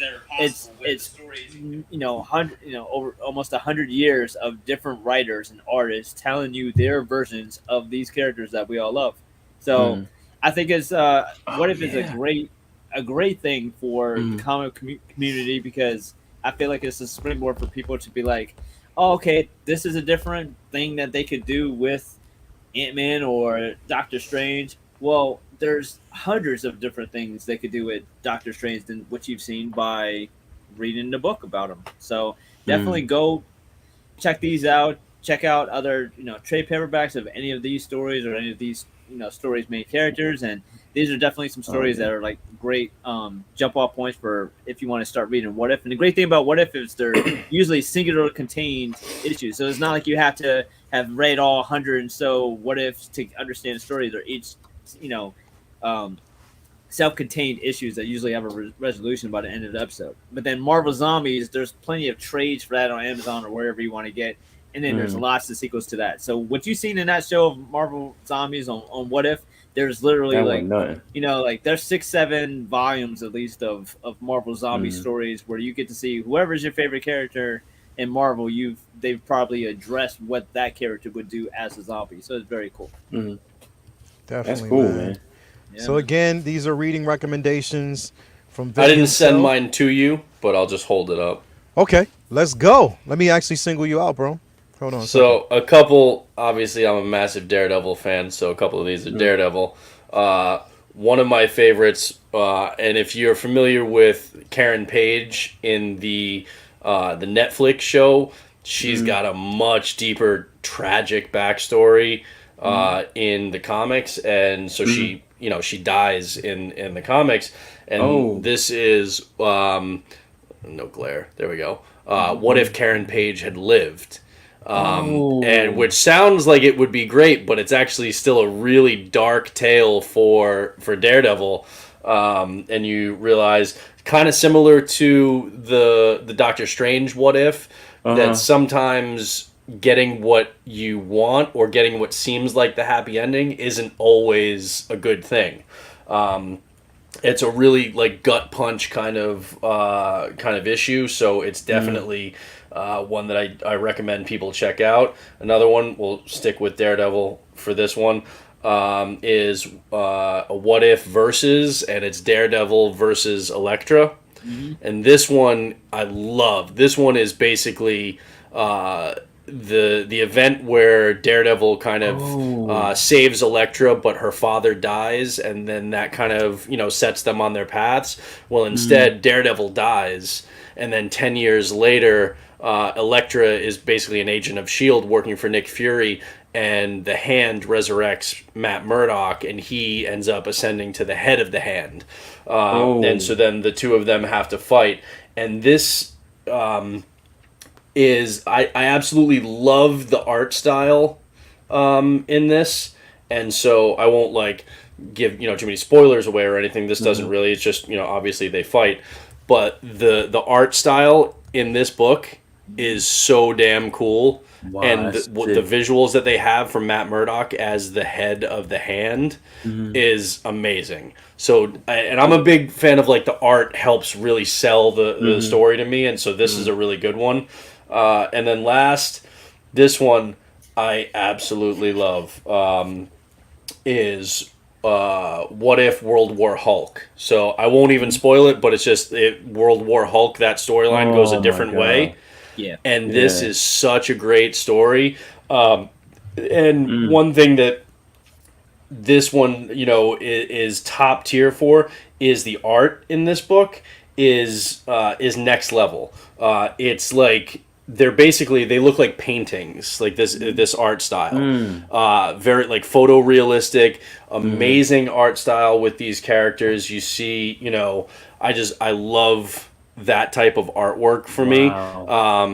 Similar to kind of like an Alex Ross, so those are huge. And all the characters that, if you're not familiar with World War Hulk, all the characters that you see in this, it's phenomenal to get to see them all on the same page and with this artwork. So this one I highly recommend. Really, any What If, just jump in and you're gonna have a lot of fun. But these ones where the art is so amazing on this, and with characters that you like, if you're a Spider-Man fan, read the Spider-Man What Ifs. If you're a Daredevil one like me, read the Daredevil ones. If you're Wolverine, there are a bunch of Wolverine ones.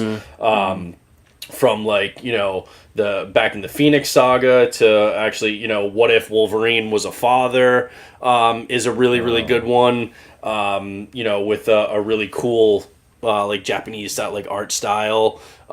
So just pick a character that you really dig and just find their What If titles. I'm telling you, you'll have a blast with them. They're just so much fun. You can't go wrong. What If is too fun. Yeah. Frank Miller Daredevil was my favorite.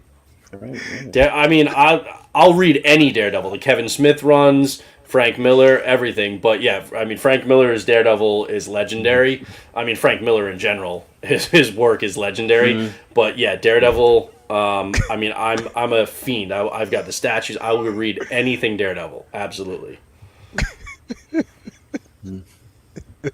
I said on the lab when we had Ray on. For a cosplay, I could see, but it's fucked up. I can't even be the Ewan McGregor Obi-Wan though. I'm Alec McGinnis. I'm Alec Guinness from A New Hope Obi-Wan with the white beard. But hey, fuck it. Hello there. I'm still a fucking Jedi. I don't care. You are. That's okay. Anyway, guys, it's been great. Vinny, tell me what you got coming up next, bro. Just still aiming and looking forward to Comic-Con coming up, and Black Panther as the Man Center. Fingers crossed. So we gotta get you to like FaceTime that wedding so you can make that. So I know. I'm still trying to pull it off, but we'll see how it goes, man. Like, right? They don't know shit. Just play it off, man. Just play it off. But definitely looking forward to that. Just catching up on trying to get more time to read and catch up on reading, and got more art projects. You know what I can't wait for, bro. You know what I can't wait for October, bro. You know I can't wait to once you start Inktober, bro. It's gonna go nuts. I can't wait. I feel like Inktober just is like that's the jump off for me. Like it leads right into Comic-Con. Like Inktober is like a holiday for me, bro. Like it's just I love how much everyone else loves it. It makes me feel like really cool because it's like I draw all this kind of like fan art stuff and based on comics and shit. But with Inktober, it lets me like think outside the box, and they give you prompt words for those who don't know, and then you can just take that word and then Vinny draws it. Lael gets it tattooed on him. That's 31 tattoos. So I don't know if you go that crazy with it, but there's been a lot of pick one. You pick one. Yeah, there's been a lot of ink. I'll show you on the next special one. On the next episode, I'll show you some of the previous Inktober's so you have an idea. I gotta get something from you, Vinny, man. Yeah, man. You drew like that. Man. Check out the IG, man. There's all kinds of stuff, tons of stuff, man. I gotta go on there. They have some of my stuff. Yeah, like he's probably gonna show you.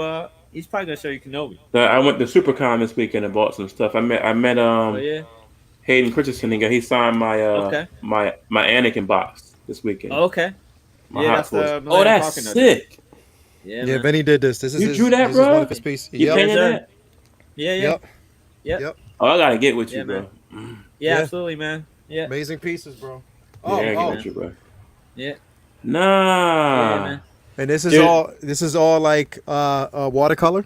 I love your Chucky one because that'll freak my wife the fuck out. I gotta get my wife man. when she was growing up, her parents way too young let her watch Child's Play, and then she had one of those like dolls, one of the good boy doll, right? Yeah. But the battery like was malfunctioned or whatever, and so she was sleeping, and in the middle of the night, the doll like said something. It was just it wasn't like it was just one of the pre-recorded things. It wasn't actually possessed or anything.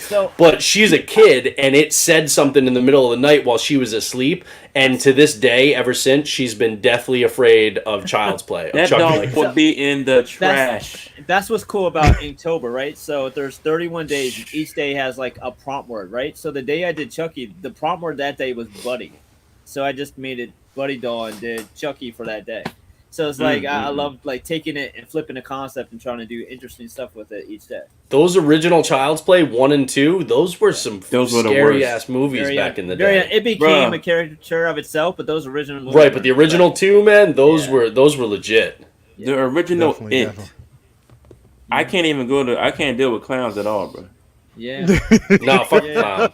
No. Clowns now. Yeah, I'm a 45-year-old man. I've been to Iraq 3 times in Afghanistan. I can't deal with no clowns, bro. Yeah. Fucking Ronald McDonald, man. No way. Fucking Ronald McDonald, bro. Super crazy. So, Jedi Kid, man. First of all, congratulations that you stuck around the entire show with no whole issues, episode. no audio, whole episodes. Bro, like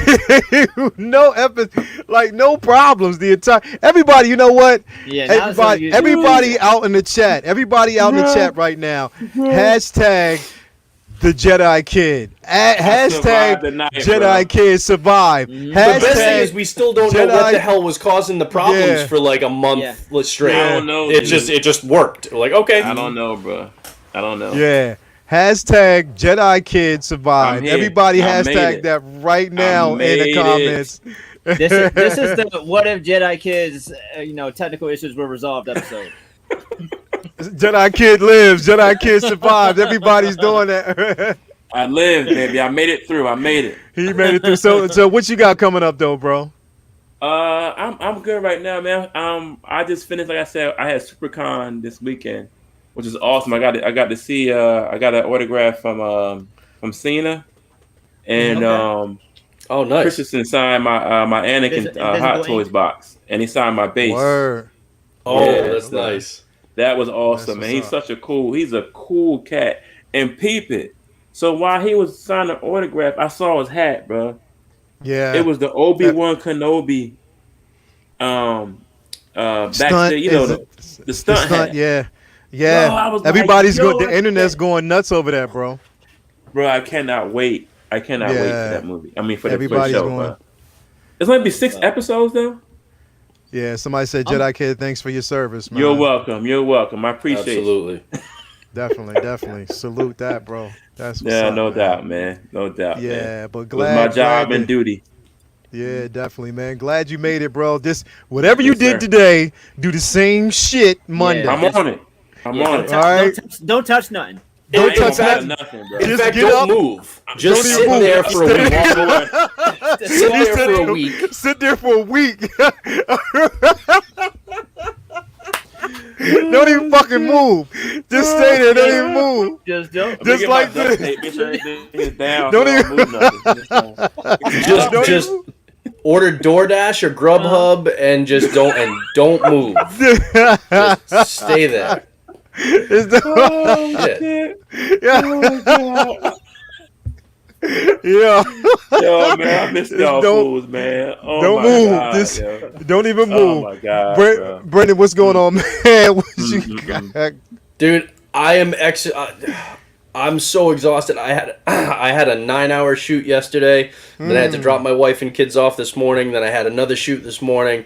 I'm so damn tired, and I have to use every ounce of my self-control and my willpower to go to sleep right after this, rather than stay up another 40 minutes and then play Deathloop at midnight when it drops, because I already pre-ordered it, and at midnight it unlocks. And I want to play Deathloop on the PS5. It's one of the benefits of being self-employed. I told my boss, fuck you, I'm taking tomorrow off. So tomorrow, I no client work. No, nothing. like the kids and wife are at school. I'll have the whole house to myself, peace and quiet for the first time in fucking year and a half, 2 years. Definitely. So I am all in on Deathloop on PS5.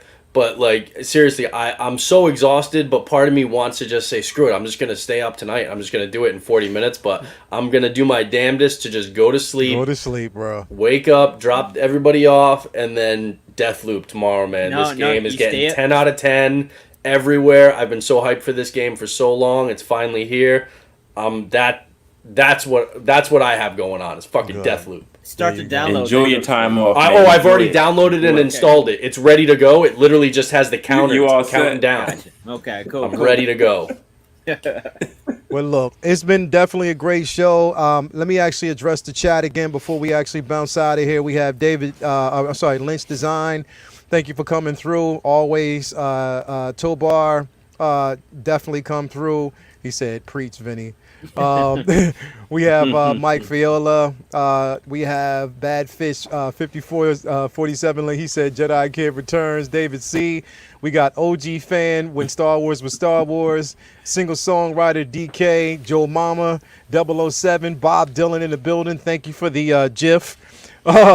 We have GIF is a peanut butter. It's GIF. And GIF, whatever. GIF is good, Quavo, we have in here. It we is. have It's really good. Let's see, Linda, definitely.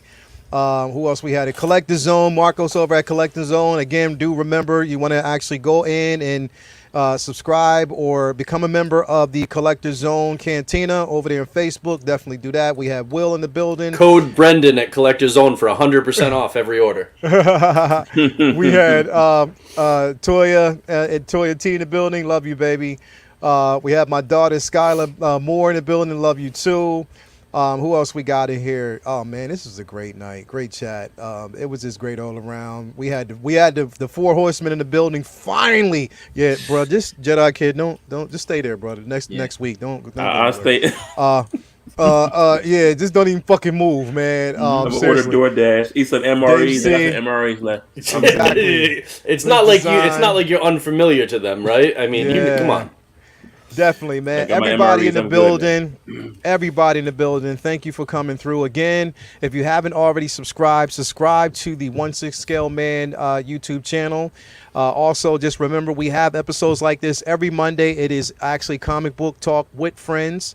Next week, you'll know pretty much later this week what we'll be talking about. We'll just keep having an open forum. So there'll be an open forum, unspoiled talk about just comics in general. You know what I mean? We may not even talk about shows. We'll each of us probably pick one of our favorite comics and just talk about it, plain and simple. You know what I mean? So we might even do something like that. Take some questions from the chat.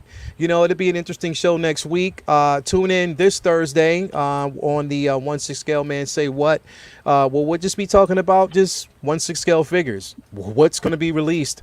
What's going to be delayed? Because there's word is something's going to be released very soon, so we'll see. You know, see. Maybe we'll have that by Thursday. By Thursday, so we'll basically see that. So tune in Thursday night, definitely. So say what when we talk about what will be released, what won't. Yeah, this week I'm probably only going to do 2 shows, hopefully, unless I'm supposed to guest on somebody else. I need a break, bro. But yeah, it'll be probably 2 shows this week. If anything else actually comes up, definitely we will let you know. That's what I'm hoping. Kingdom Comes. Yo, seriously, me too. I hope we get that golden armor soon. If we do, I will be so happy. So that's probably one of my most anticipated because it's taken so effing long. So hopefully we get that. Dude, I've been itching to buy some Kingdom Come Alex Ross art. Yeah, he's got some sick Kingdom Come pieces, man. It's gonna happen. It's gonna happen. Definitely, I gotta do it. Definitely. I need my Venom, bro. I paid that thing off already. Whoa! You know what? The hot toy? Yeah. You mean this guy? Yo, what you got it from Toys Wonderland? That's Toys Wonderland. I got it at Toys Wonderland. Yeah. I should have bought it from there, dude. That is sick, bro. Yeah. This thing how big is Spider-Man? This thing is phenomenal. Both portraits are killer. Dude. He's huge. He poses well. The accessories are ridiculous. Like this scythe, it's literally look how big it is. It's like my forearm. It's massive. Like I use it as a back scratcher sometimes. What the like, hell? Look at that shit. But man, this Bro, figure I cannot wait, dog. is Oh my phenomenal. God. Yeah, you got to pull the trigger. You got to do it. Was it what? 3 days? 4 days? It's so From weird Toys seeing it Wonderland, without it the took logo. 3 days to get from Hong Kong to Boston. I know, bro. But DHL. I might cancel my shit. again, thanks everybody for coming through. Oh, man. We'll see you the next time, man. I'm happy to have this panel. Like I said, the Four Horsemen of comic books. We were in the building today. We represented. Indeed. We brought this to you guys. Indeed. Again, stay tuned next week. We will be back. Same chat channel. Lale, stop copying my style in the next one. I ain't copying your style. You already know what time it is. Let's go. All day in the building. 1/6 scale, man. Say what? Love these guys. Love you out there. Thanks for being a part of it. Let's go.